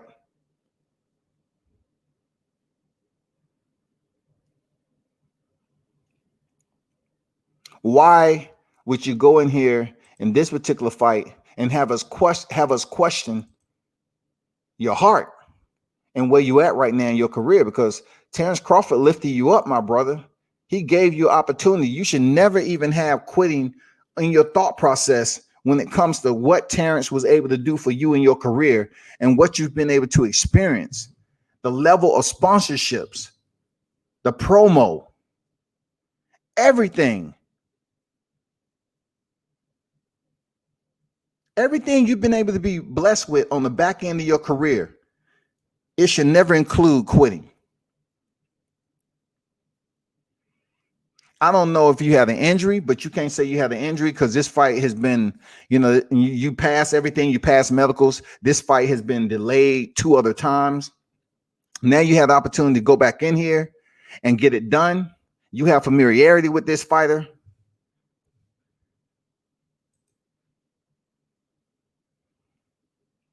You said you knew he was going to lead with the head. That's what you said. You and your team had a clear understanding about the actions for which you was about to experience and that you had to deal with. You lost to Ladarius Miller, UD. You was stopped by Dennis Sharikoff. But once again, you're 34 years old. You're on the backside of your career and you're world champion. And you can box. But the Southpaw last night, man, suiting up your backstory and everything, man, I was disappointed. I have to tell you that, Jamel here, and I was disappointed. I just, you and your team, seriously, I was disappointed. Y'all come off of these individuals, and, there's always on the track. You putting your workouts up. You always shredded. You in shape. You maintain your nutritional discipline. You're putting in the training regime, max effort, all that shit. But you went in there with the guy who's just forcing you outside your comfort zone, and then you turn around and say, "My team said it wasn't. No, it's not something I should do." What do you mean exactly? Because now we're questioning your team. We're questioning you and your team. And we understand who's over there in your stable. And it's not like you have some soft dudes over there. Like, where's this coming from? My team co-sign this. But yet, once again, I'm reading, I still want the Carl Frampton fight next, by all means. November, December, whatever, I still want that fight. So you're trying to tell me it's September right now, and in less than 2 months, November, December, 2 months, less than 2 months, or 2.5, whatever the case may be, you want a Carl Frampton fight when you just surrendered to Jonathan Oquendo. I don't get it, man. It's not for me to get. It's not for me to get. It's not for me to get, man. Seriously, it's not for me to get. I know it's some cases where some people say if you're not cut out to be in a physical sport, then stay out of it, because pretty much when you reach a level what you've been training to get at, and you find out it's just as tough as you imagine it to be, but yet you've put all this time and effort into that, into the travels to get there, and you let a lot of people down. People start looking at you crazy and shaking their head because you've trained majority of your life to get to that moment. And you might have been good at what you do, but now you're at a level where you have to basically be better than good and close to being great. And a lot of people that are close to being great and have achieved the status of greatness, They totally understood what they wanted to experience. And once they was going to get to that experience, which was pure hell, they knew how to walk themselves up out of it the right way. Quitting never came across their thought process. They totally understood it was no quit.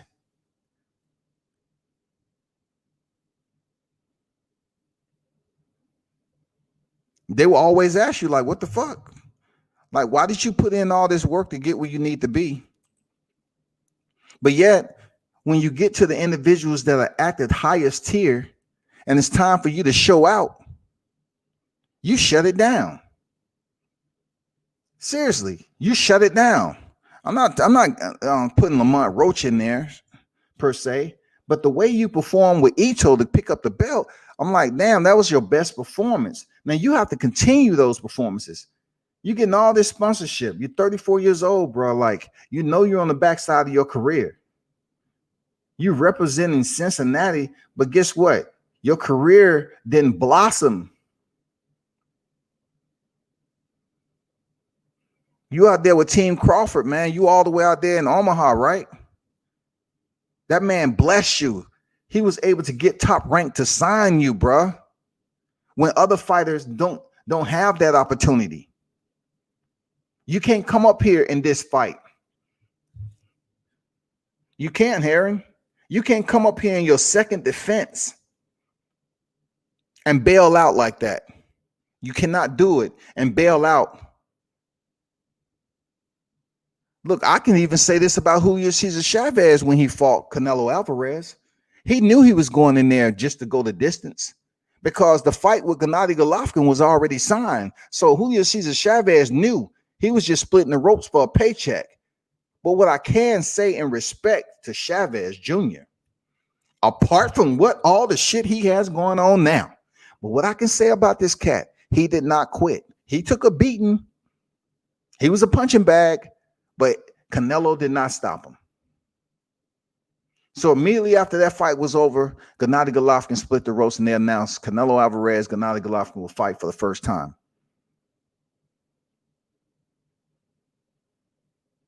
And the reason why I'm bringing that into the equation of this narrative is that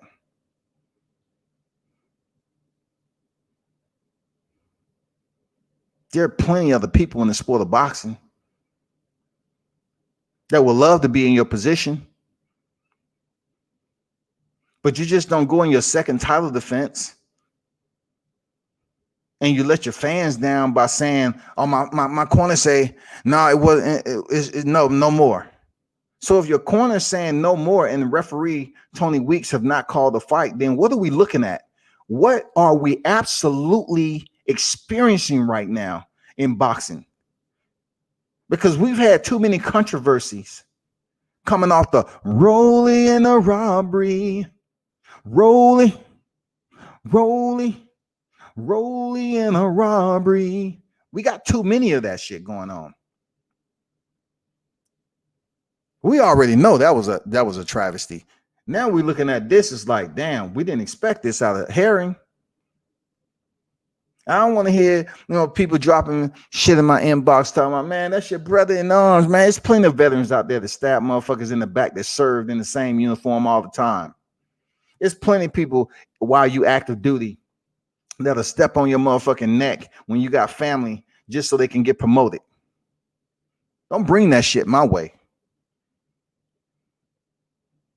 I lost a child too. Think about him every day. I lost a child too. Yes, I did.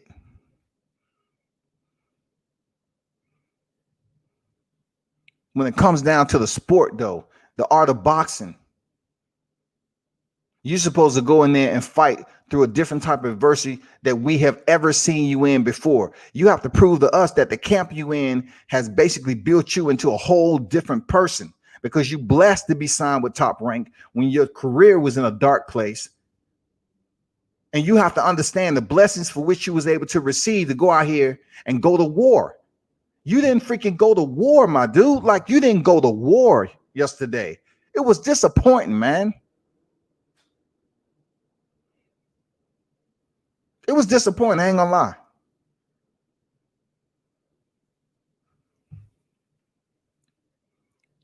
Harry needs that big money Frampton fight because he has 2 disabled children. After that fight, he is out with win, lose, or draw. Chavez quit versus from Farah and Jacobs, though. my point in bringing in Julio Cesar Chavez is the fact that he went 12 rounds with a guy who's considered the pound for pound king. From Farah and Jacobs is not on the pound for pound list. The reason why I inserted Canelo Alvarez into that equation is because people were basically waiting for that fight.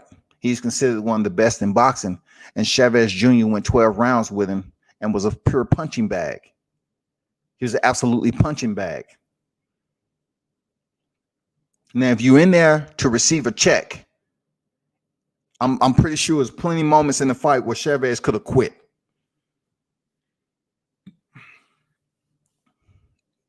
He could have quit. It wasn't my point to bring up a situation where Chavez was in a loss.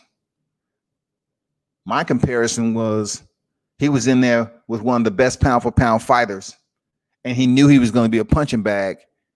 And instead of him just, pulling a Charles Martin, Anthony Joshua, taking a dive in the second round, this motherfucker go the whole 12 rounds being a punching bag. So therefore, I'm just matching up situations with Jamel Herring and Oquendo that wasn't even close. It wasn't even close to the caliber of fight of Canelo Alvarez and Julio Cesar Chavez. It wasn't even that type of beating.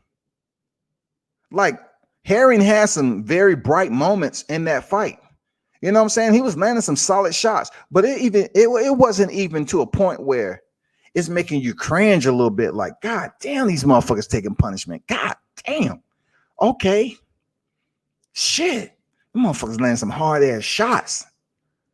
All right. It wasn't even taking you to that moment.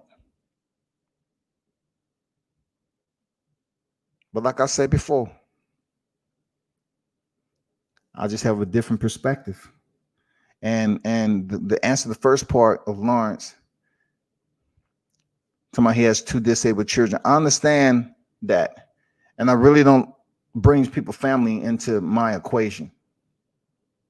I mentioned me, my family, but I really don't bring fighters' families into this and make it personal off his performance.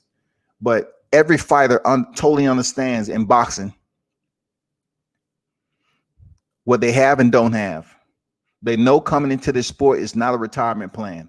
I've mentioned it 100 times before. There's no retirement plan to the sport of boxing.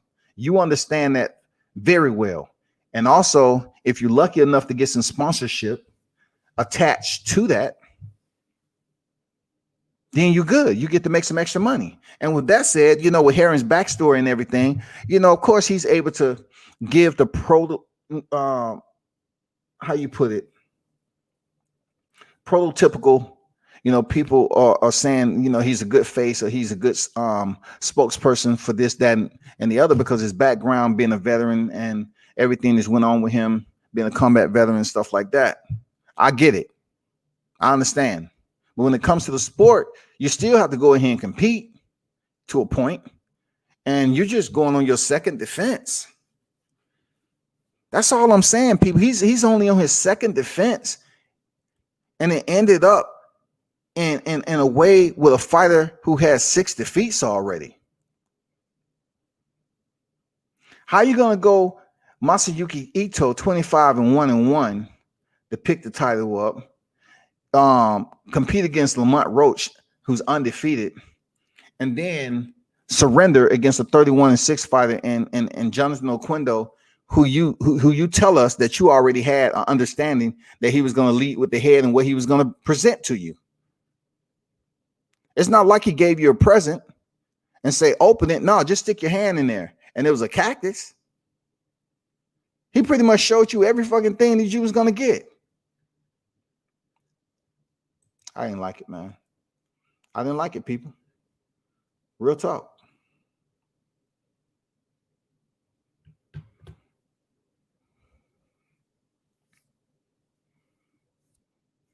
And I'm not being, insensitive about what he has. I'm not even speaking about his household, because that to me, even in this scenario, is disrespectful. But I mentioned my kid because facing adversity, hey, there's no metrics, man. That shit hurt either way. But when you come into a sport like this, you have to understand there are some amenities and benefits that you're not going to have. Now, people that's able to go into the military and put in enough years and time and make it out of that, okay, cool. But even then, you're not the same person. It's things you have to deal with on a regular basis that's going to hinder you. So Jamel Herring, what he choose to do with it, or what he chose to do with it. Some people go in there and they really don't want to stay in there for a while. And that's a job that provides you health care. It's a job that provides you benefits if you make it to the retirement stage. But not everybody wants to go in the military. So you go into boxing, you jump, you got out of the military, you go into boxing.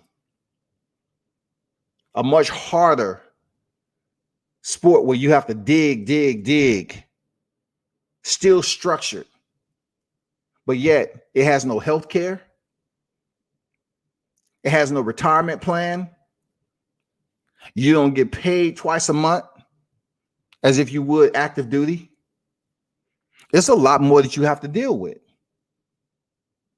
So when you're at a place in your career where you was able to reach out to the hand that was there to rescue you in your career, when that happens and you find out, damn, I'm getting signed to top rank with the help of Terrence Crawford,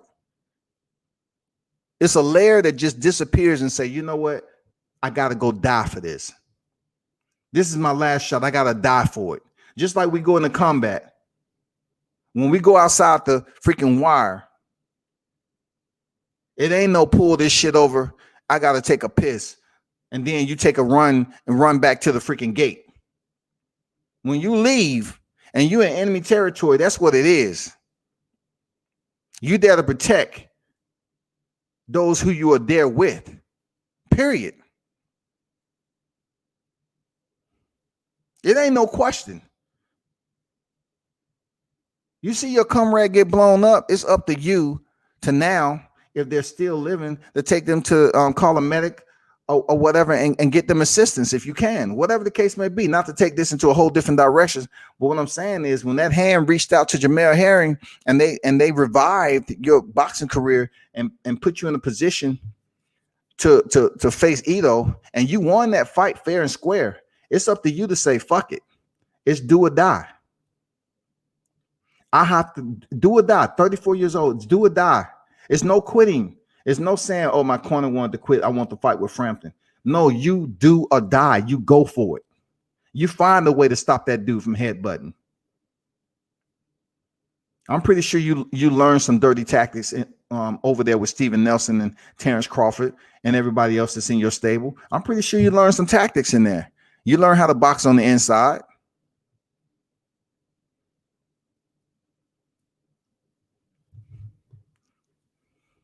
But it just fucks me up a little bit. That's all.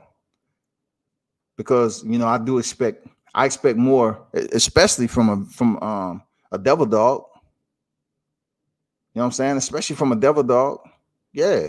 I mean, we ain't overall built from a different DNA. They don't inject us with a motherfucking barcode. They don't freaking tat a barcode on our neck once we go through the footprints and goddamn inject us with this serum and say, you are now one of us. We're going to put you in the matrix. That's not the way it is. But the training down there at Paris Island, and then what you have to go through in the Corps itself, it is a tough adventure. But those who compete in boxing and MMA and Muay Thai and all that, it's a whole nother tough adventure. It's physically demanding on you. So the only thing I say to you, Jamel Herring, man, you got to give us, if you're going to go in there with the Frampton fight, you got to show us that you was in a different place, man, because a lot of people are basically putting that QUIT label on you right now. And that's a label that you don't want. And you can't get on social media and drop a post-fight freaking examination and say, y'all don't act like I wasn't up on the scorecards. But no, we're not tripping. We're not tripping that you was up on the scorecards. It's the fact that the fight did not reach a legitimate conclusion per the damage that was inflicted. What was it? Are they going to quit? Or Tony Weeks are going to call the fight due to extensive headbutts? Because I didn't see it. Or did y'all go over there on the sidelines and your team talking to Tony Weeks? Come on, Tony. Come on, Tony. You know who we are, man. Come on, Tony. He was headbutting my man. He was headbutting my man. And you ain't did enough. I mean, come on, bro.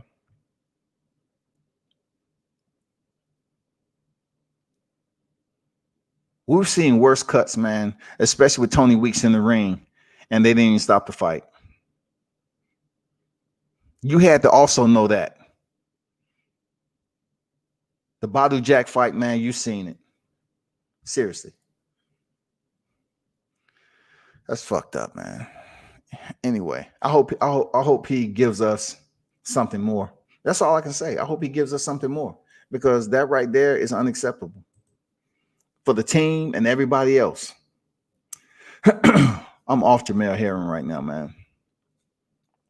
So if you read my thumbnail, man, you know, I talked about Jared Anderson. I'm off him. You know, he needs to improve and make sure he work on his weight. But the big fight, all of a sudden, you know, let me try to pull this up though. I'm gonna try to actually pull up and reference and cite the source. You know, just let me I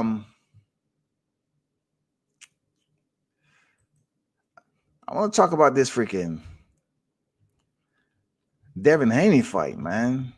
Devin Haney, potential Gary Russell fight. I definitely want to. Let me see. Phenon Live 2 hours ago. Gary Russell Jr. called Terrence Crawford down here in Bluff.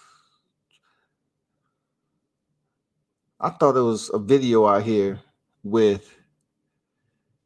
I'm not sure what video is out here. Let's see. Let me see what's out here.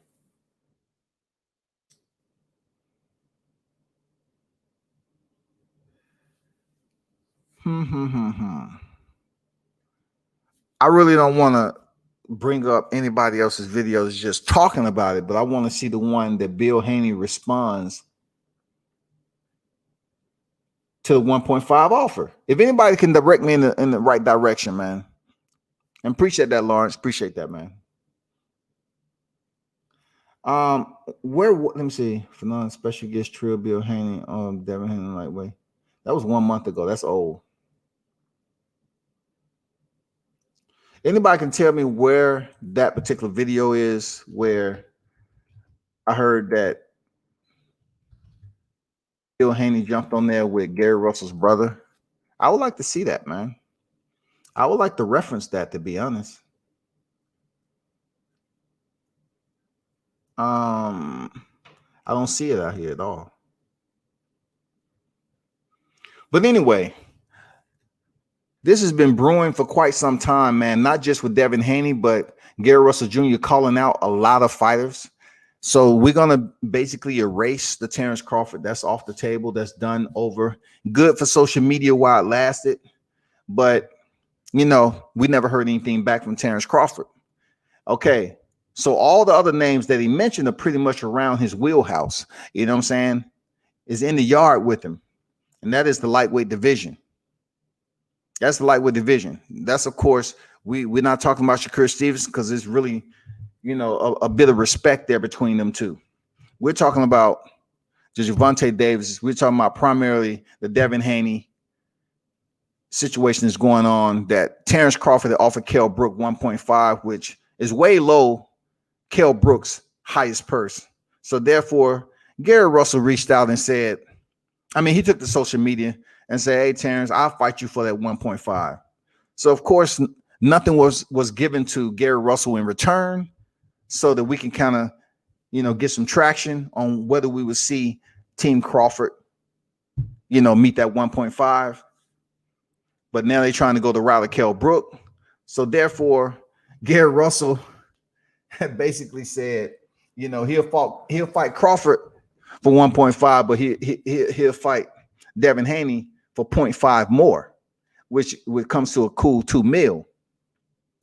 So of course the criticism was rampant. People was being very vocal about why Gerrell Russel would request that. I understood where he was going. He was saying it was personal with Terrence Crawford and his business with Team Haney. Got it. But recently, I guess, with everything that's going on out here with media reporting on it, he came to a calming point to say, I'll take the 1.5. Tell Eddie Hearns to send the contract. I beat your son ass for 1.5. That was the words of Gerrell Russel Jr. So that means we're moving in the right direction. We're moving in a place to say, okay, this fight can possibly happen. So Bill has been stopping through, and salute the BH, man. He's been stopping through these media segues, man, like a G. He's been keeping us updated. And I'm not sure, people appreciate that, being we in COVID-19 and we're not really, to be on deck with certain individuals, but to have Devin Haney's father stopping through in certain, media segues is on here and keep us abreast of what's going on with this situation is fantastic. You know what I'm saying? It's fantastic. That's what we need, because we're hearing it straight from the source, the team itself. So now with the offer being accepted by Gerrell Russel, so to speak, because, BH and them basically said, we have no problem taking that fight. We have no problem taking that fight. Absolutely no problem. And with that Team Haney, the name Gamboa had came up for a second, but that drifted off. And from what my understanding is, he may be fighting somebody else. Javier Fortuna, he's part of the Duck Master Coalition. They had complaints and freaking excuses as to why they didn't want to face Haney. And then we all know what happened with Lomachenko, him vacating the belt and so forth. He's set to face Teofimo Lopez. And, and Teofimo Lopez, in a sense, was placed in the Duck Masters Coalition just because, what his father came out and said about they don't owe Haney anything. The WBC heavyweight, the WBC world lightweight champion. If you're going to tell me that you don't owe him any respect, if you are indeed the unified champion and defeat Vasily Lomachenko, the top pound for pound, then you are on the roster of the Duck Master Coalition. Yes, you are. So what this means is, if Gerrell Russel and Devin Haney is able to fight, that would bring much more interest to the lightweight division on top of Teofimo Lopez and Vasily Lomachenko fighting. Yes, absolutely, shouty.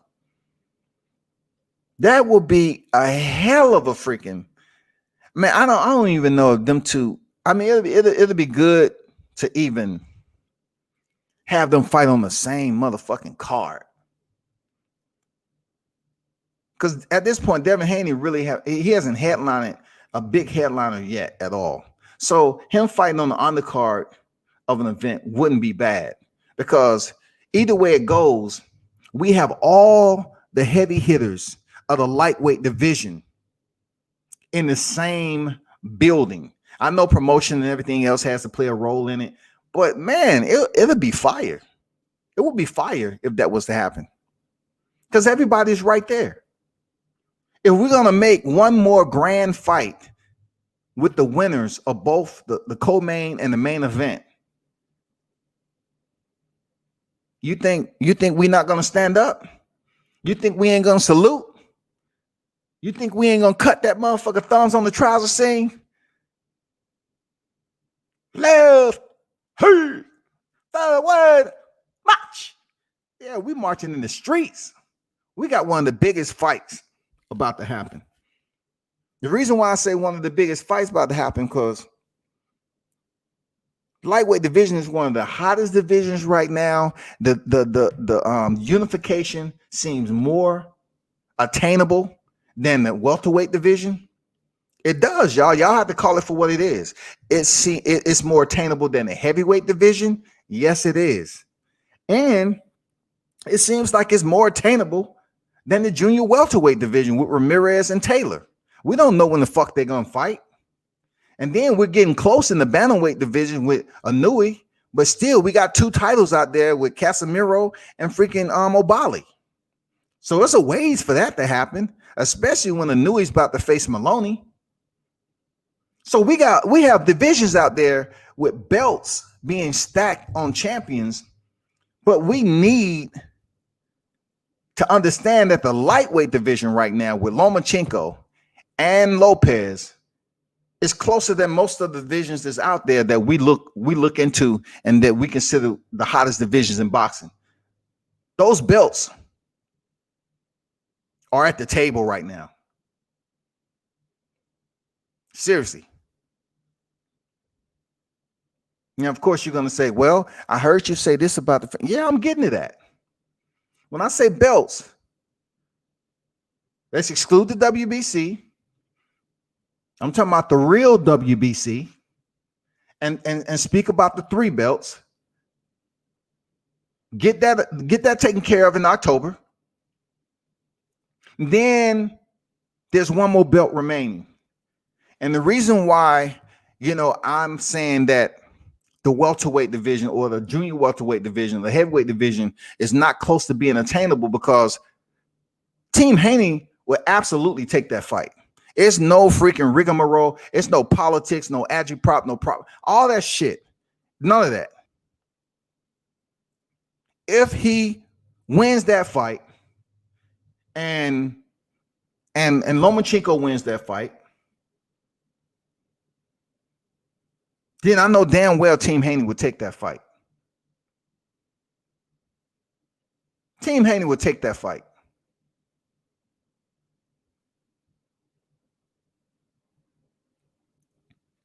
And I'm glad you mentioned that, Ace Boogie. I'm glad you mentioned it. And I'm going to get to that too. I'm glad you mentioned that, man. But I'm speaking about individuals who are willing to accept all the marbles. I think it'll be easier in the lightweight division with Team Haney being the WBC world champion and him facing the winner for undisputed title, because it's all top names, right? Okay. Let's hopefully that happened. And the reason why I didn't mention Lomachenko is he's not going to fight. He's not going to fight Devin Haney. He's not going to do it. Lomachenko defeats Teofimo Lopez. It's going to be some type of rematch in there, possibly. But even if it's not a rematch, he's not going to fight Haney, man. He's up here moonlighting at 35-30. He's not going to do it. Now, MXBC, what's good? He says the best matchup for the year is Lopez versus Loma. In the lightweight division, of course. Of course, it's for the unified titles, of course. I'm not sure if you're talking period. When it comes to period, I disagree. But in the lightweight division, yeah, of course. Haney versus Russell is interesting, though. I agree, man. Haney versus Russell brings that good energy, that good, healthy energy that we want to talk about the sport of boxing. We want to talk about these matchups with these fighters. Both of them stylistically match up real nice. speed, footwork, technical delegation, all of that. Experience in the game. Of course, Russell been in the game a little bit longer. But when it comes stylistically and Gerrell Russell moving up from featherweight division to face the WBC world champion, then, hey, guess what? You got two champions, but you coming up to a division to face the one that's campaigning. That's going to be a damn good fight. Now, Ace Boogie, he said the lightweight and junior middleweight, probably two divisions are close to being undisputed. The reason why I didn't mention junior middleweight is because, first of all, Jason Rosario, after he defeated J-Rock, he didn't want to even say damn Charlo's name. He didn't want to say Charlo's name. So all of a sudden in the pandemic, Jason Rosario, I guess, they was able to wheel and deal, and the unification comes up with him facing Charlo. Now we're curious to see if he's able to go in here and give us a legitimate, solid fight in defense of his unified titles. I mean, we're not trying to reenact a J-Rock versus Jared Hurd type of situation. We're really looking forward to a solid junior middleweight bout. We're really looking for them to clash. Now, the reason why I didn't mention them is because of the WBO title. Like, we haven't heard anything from this dude. We're not hearing anything from this. Like, with the lightweight division, we're hearing these names together. And we know how close the attraction is to make this fight happen, because it's somewhat like a green light already. Like, hell yeah, we'll fight the winner of that unification match if it's presented. Hell yeah, we'll do that shit. We will.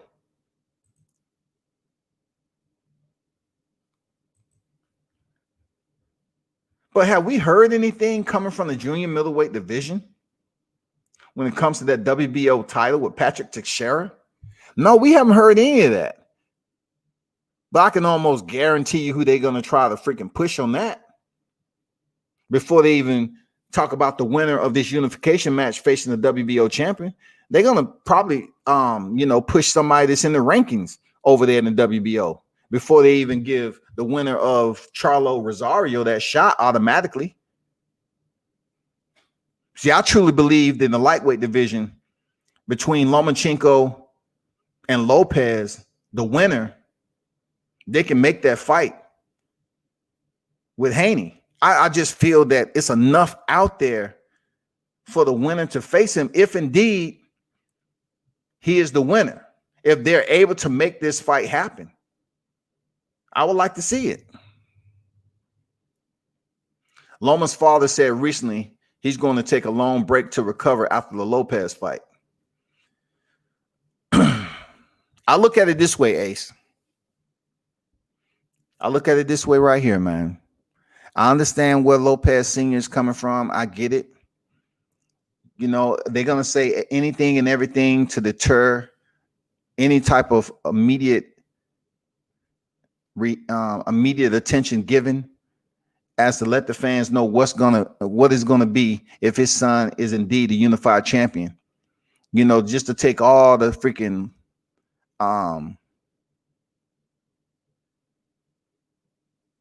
the attentiveness or whatever, the glory of facing a possible Devin Haney. So I put it to you this way. How long has Lomachenko had off?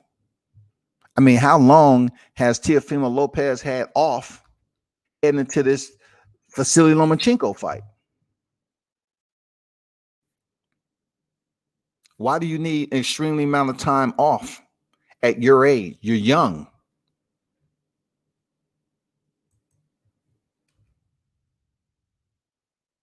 You tell me. You're extremely young. You're a young dude, right?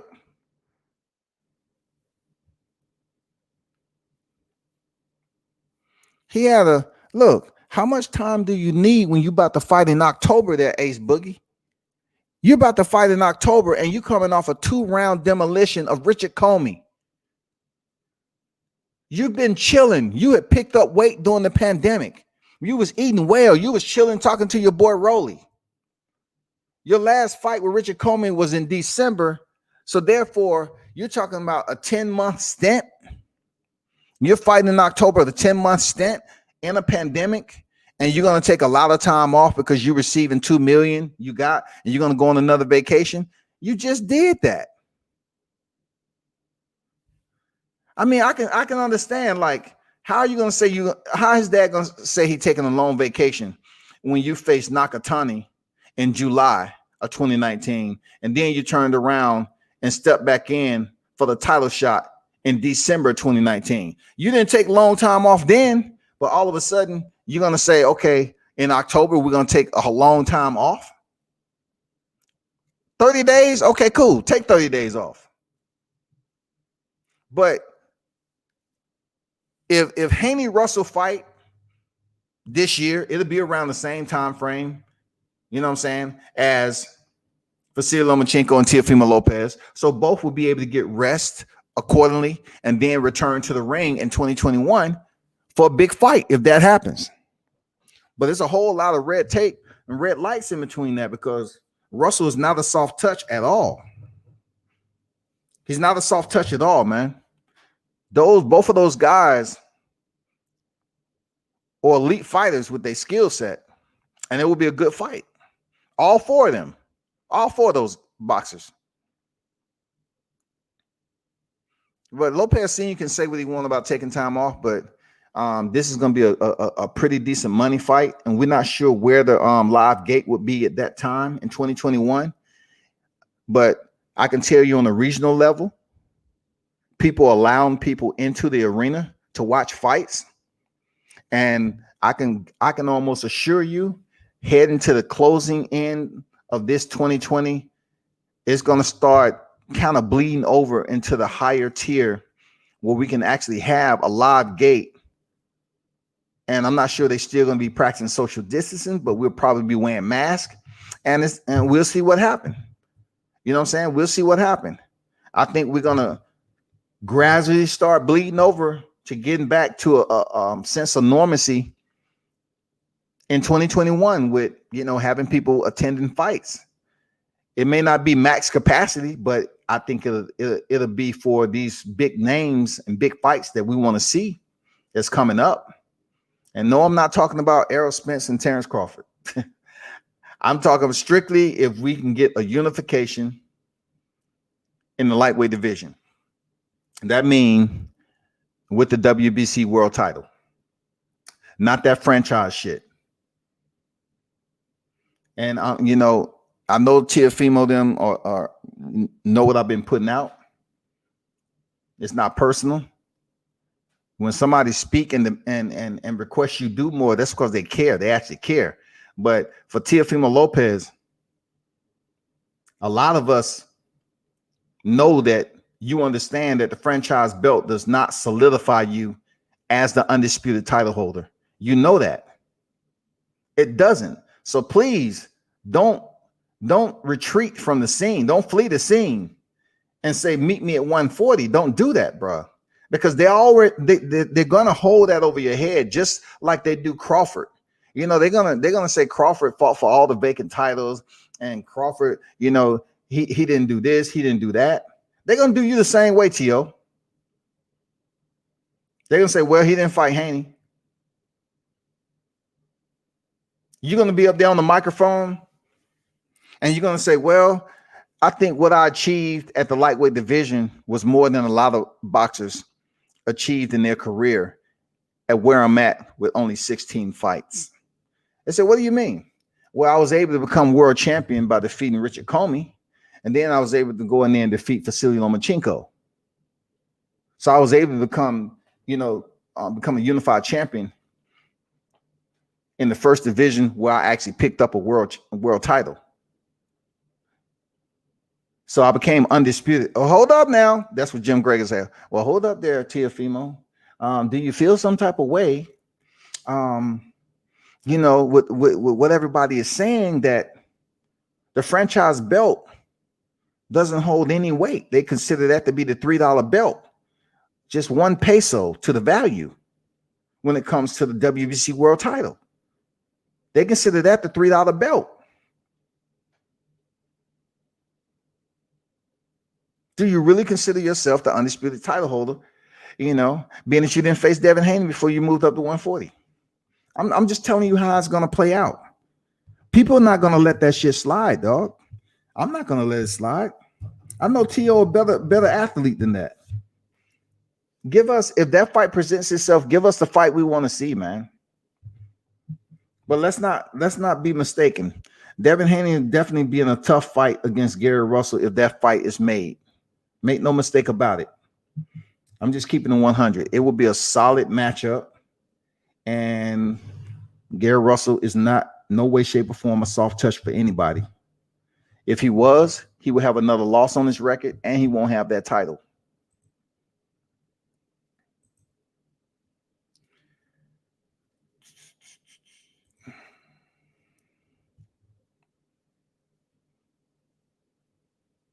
Okay, Ace is calling Rosario is going to be out of there in 11.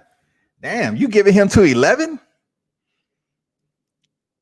Ace, to be honest, I'm not. Look, it's hard for me to even give Rosario to the 8th. I don't see it, man. I don't see it. MXBC said, as interesting as this fight is, Gary's moving up 2 weight divisions. And even though he's talented, I'm not sure this power would carry versus Haney. What do you think? Hey, MXBC, Gary is not a power puncher, first of all. And I'm just going to compare Gervonta Davis now, right? So Gervonta moves up to 130 and 35, and he was landing some hard shots versus Gamboa, but there wasn't that type of effect that Ricardo Nunez had when he was fighting the main event in Baltimore, the fight before. So we all know Gerrell Russel can box. I know he can box. I watched him. Dude is a beautiful technician for the sweet science. For him to move up in weight, it's gonna all depend and be narrowed down to his boxing. Hold up. It's gonna all come down to who has the better offensive strategy, who's going to be able to set traps, who's going to be able to, basically seize the momentum and dictate the pace in the fight, because both Haney and Russell can box. I don't put power into the perspective when it comes to this assessment. I just can't put the power into it because, Gerrell Russell is not like this power puncher that's moving up, and we're curious to see how his power transfer over. I'm pretty sure he's going to maintain some type of velocity on his punches. You know what I'm saying? It's gonna have damage where applicable, but he's not a power puncher right now in the featherweight division. But what he is a very masterful boxer, very high level elite boxer. He's a champion who hasn't lost in a long time. Match that up with the height and reach of Devin Haney, who is a true 135er right now. You know what I'm saying? And then you take Russell moving up, always in shape, always in the gym. Man, these two guys match up very well, man. I'm not gonna sit up here and say one is gonna damn wipe out the other. It's not gonna happen. It's not going to happen. But what I can tell you is, to answer your question, I don't see power being a huge priority to put emphasis on when it comes to these two, with their pros and cons. I just don't see it, man. I don't see Gary, power being on the front side of a concern that Devin Haney has to deal with. Unless he goes here and prove otherwise. I don't see it. I know he's going to have some power, but as far as knockout power, I don't see that happening. Now, boxing, breaking their opponent down, both of them going at it and applying their offensive game plan. Yeah, I see that happen. It's a chess match. I think it's going to be very much a chess match, man. His speed going to give Haney problems. His experience going to give him problems. Only thing that a question would be able to take Haney's shots for 12 rounds. If indeed, that's a solid point, Ace. If indeed that with Russel's movement, if he's even hit flush to the point where it's breaking him down and slowing him down, because one good thing about, Russel, he has superb foot movement.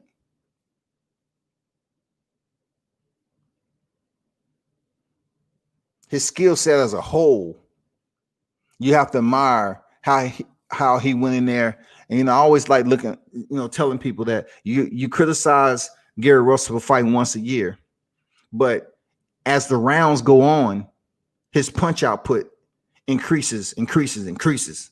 So you can't really apply rust to the game. Like, oh, he has ring rust. Shit, Russell comes in there and he still fires off like he just had a fight 3 or 4 months ago. So if Haney, the true 35er, starts to land punches on Russell, yeah, it will be interesting to see how both handle the shots of the other. You know what I'm saying? I'm curious to see how both of them respond and handle the shots. How it impacts both fighters. Which fighters are going to degrade the most? I don't think 12 rounds is really going to be a factor. Like, we're seeing if Gary can handle 12. Gary's been there, done that. Like, you know what I'm saying? Like, both of these guys' cardio is going to be on point. It's going to be all about boxing. It's all going to be about ring IQ. Who is the most intelligent fighter in there in the heat of combat? That's what it's going to be about. Who can execute the smarter placement of their combinations at the right time? Who's going to be more effective? We might go into the 6th or 7th round and the fight damn near, neck and neck. You never know, man.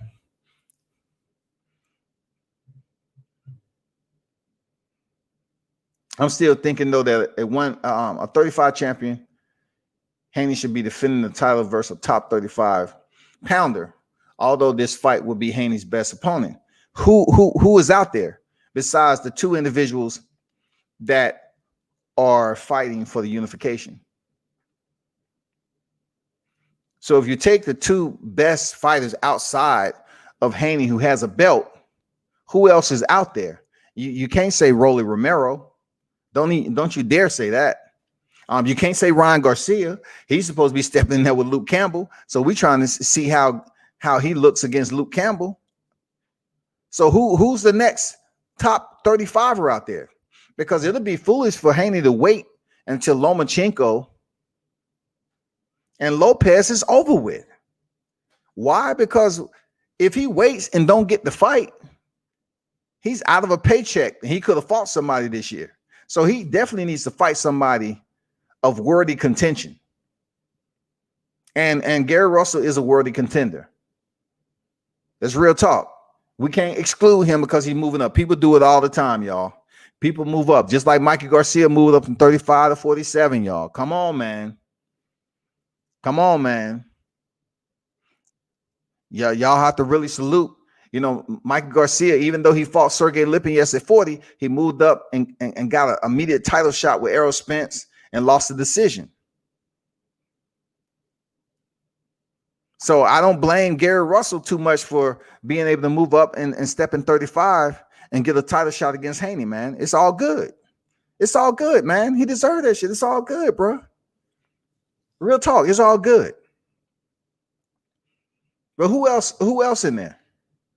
Let me bring this up, MXBC. Let me bring this up right quick, bro. Let me see. You tell me, bro. I'm going to bring something up for you right quick. You tell me.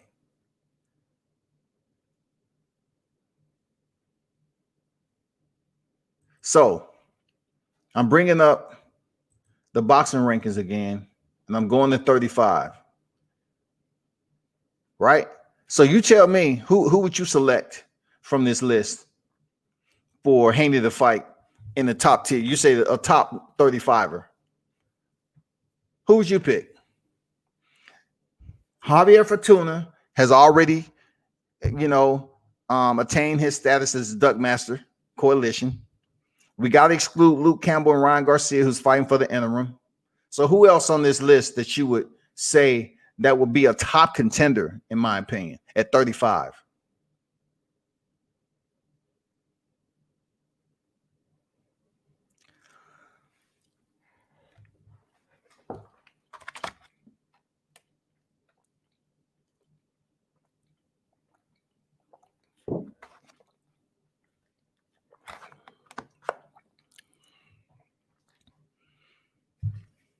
I know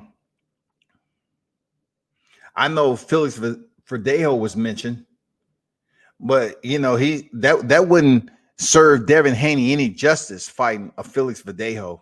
He's ranked 13th in the WBC, man, and to be honest, Gamboa is even ranked ahead of him. It's just too many people. Even Richard Comey is sitting at 6.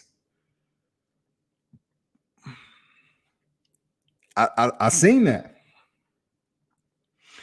Robert Easter would be a good fight, but didn't they call out? I mean, didn't they call out Robert Easter though? Didn't they say they'll fight Robert Easter?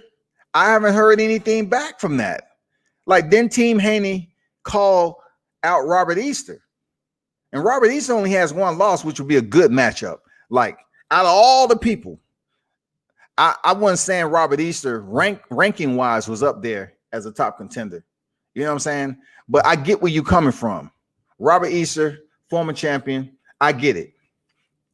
But from my understanding, didn't they call out Robert Easter though?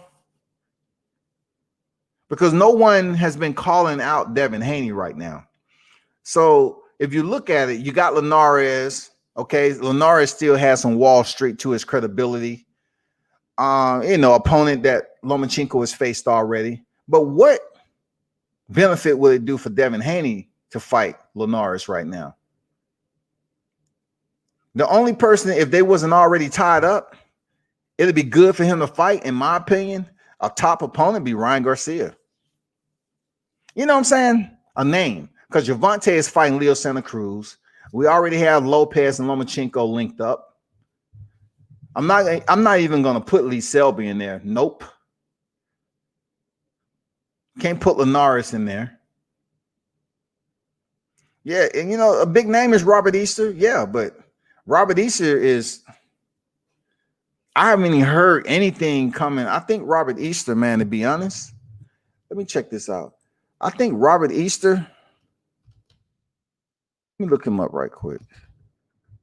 I could have sworn I heard some scuttlebutt out there that Robert Easter was facing somebody. Nope. It's been a minute. So with that said, man, I don't know why Robert Easter's name has not been in the damn circle. That would be a good fight with Devin Haney. Because Robert Easter, former, the IBF champion. So shit, hell yeah. That'd be a damn good fight, man. But everybody else on that list, I just don't see it. Like Gamboa, that name popped up there, coming off Gervonta Davis loss, but put in a valiant effort. That'll be a solid, decent name. But, right now in the WBC, man, they was reaching, Haney was looking to face Gamboa, but he's ranked 10th in the WBC. So if you scale up, the only other name that would mean something within the top 10 will be a Ryan Garcia. And you know what? Let's not get it twisted. If they really want Robert Easter to be in the WBC rankings, they can put Robert Easter in the WBC rankings, just like they did Sean Porter. You know what I'm saying? They moved Sean Porter around in the welterweight division from 9th in the IBF to damn top 2 now. And then they switched Sean Porter and Danny Garcia in the WBO rankings. Danny Garcia was floating around as the number 1 contender for Bud. Now Sean Porter. So if they really wanted Robert Easter and that fight was even close to being made for the interest of the promoters and everybody, hell yeah, they'll move him in the WBC rankings. It's easy work. But besides that, man, y'all hit it on the head. That's it. I mean, Robert Easter, that's it, man. That's it. Haney wouldn't get anything out of facing Linares, but he would get something out of facing Ryan Garcia. Why? Because he has an undefeated record, and he's a rising, he's a rising name in the sport. He's looking for that star status, and what better name for him to fight than Devin Haney if he was really about stepping in there with Devin Haney at this point in time. But of course, him and Luke Campbell is stepping in there, and everybody's guessing if that fight is going to go the distance or not. Of course, it's going to be a comparison. Lomachenko went the distance with him, and Ryan Garcia, if he goes in here and stop him, people are going to be like, oh, shit. That's what we was looking for. Ryan Garcia stopped Luke Campbell. Hey, like I say, tell everybody, it's not going to be a big deal for me.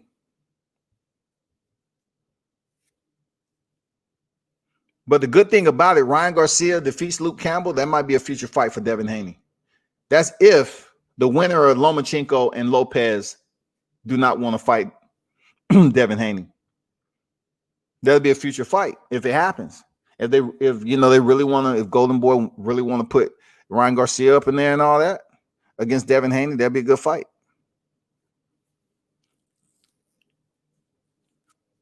That's the only fight I can see, y'all. Robert Easter don't want on the fight. Those seems unmotivated. Looking at Robert Easter's record, his last fight was October of 2019 against Adrian Granados. And, before that, he fought Barthélemy in a draw. So from what it looked like on his box rec, he's only fighting twice a year. But the one thing about this year, he hasn't fought at all. 2020, he hasn't even fought once at all. So, of course, shit, it would have been good to see him getting back in shape and training for a fight with Devin Haney. Robert Easter still has a name. He's 22-1-1, 14 KOs, man.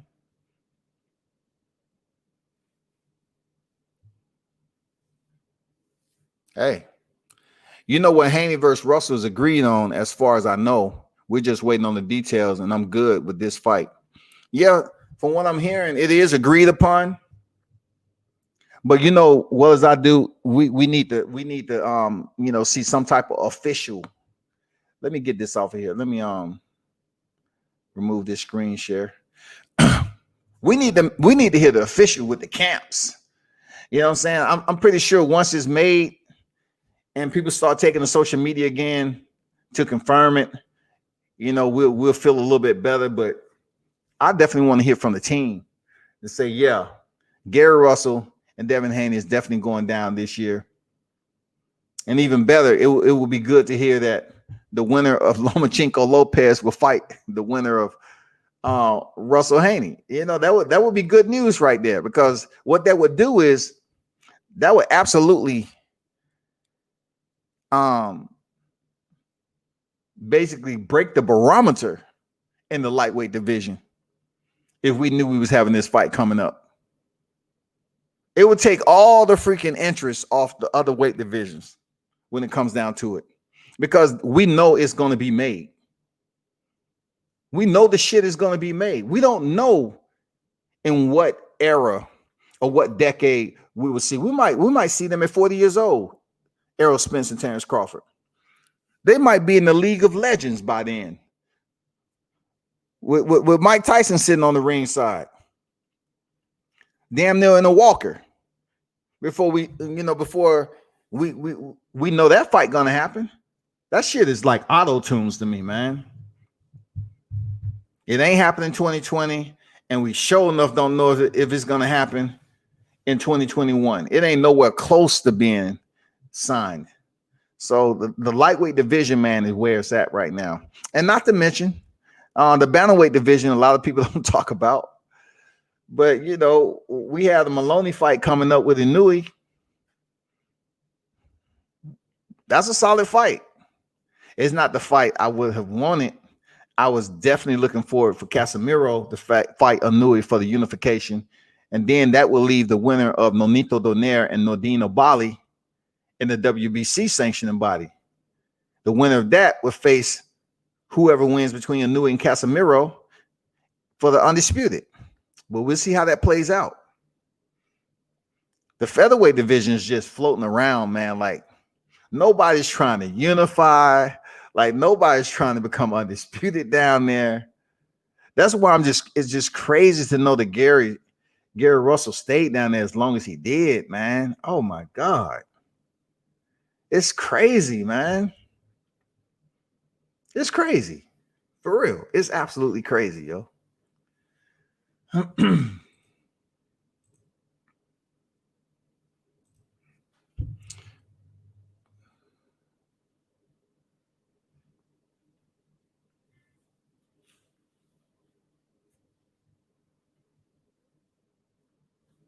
Oh, matter of fact, I think I mentioned this earlier. I might have been wrong, but the Yordenis Ugas fight goes down today. If I'm not mistaken, it goes down today. Yeah, I think they fight today, right? If I'm not mistaken.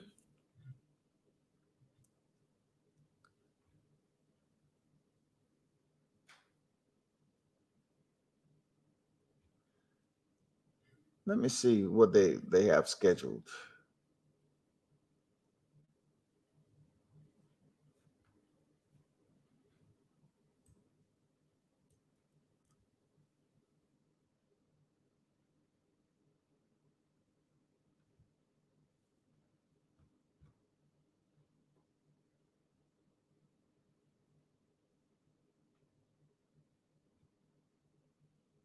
Yeah, they go down tonight. Yeah, they fight tonight. I thought they had fought already, but yeah, it goes down tonight, man. They fighting for the WBA welterweight title. And of course, once again, all these motherfucking titles out here and people losing their mind. But hey, Ugas is speaking up on it like he's going for the title that Pacquiao got. You know what I'm saying? I mean, he's getting a title shot off a default of a fighter testing positive for performance enhancing drugs, a banned substance. So now Ugas get the shot, and against Abel Ramos. But he's treating it as if, you know, the world title and everything else that goes along with all these titles is out here. So let's see how it happens tonight. I'm not sure how many people is going to be covering this fight, but I'll definitely tune in for it. Ugas, you know, Yordenis Ugas is not a bad dude. He's just, people don't really have a clear understanding of mentioning his name every time they talk about the welterweight division. Like he performed well against Sean Porter, but then people forgot about that because they saying, well, Sean Porter only gave us the performance that he wanted to give us because he was reserving everything for Errol Spence. You know what I'm saying? People didn't really goddamn take offense to that shit.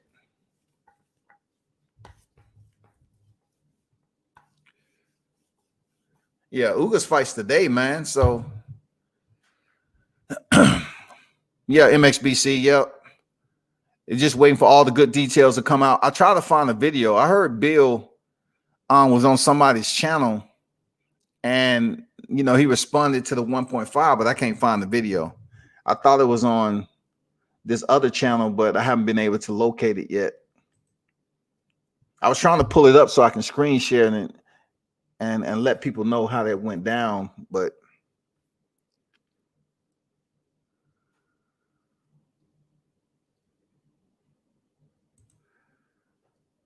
you already done seen. Let me pull up this. Y'all done seen this already though. Let's see.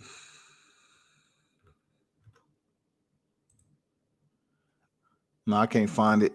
But anyway, yeah, I'm gonna leave that alone.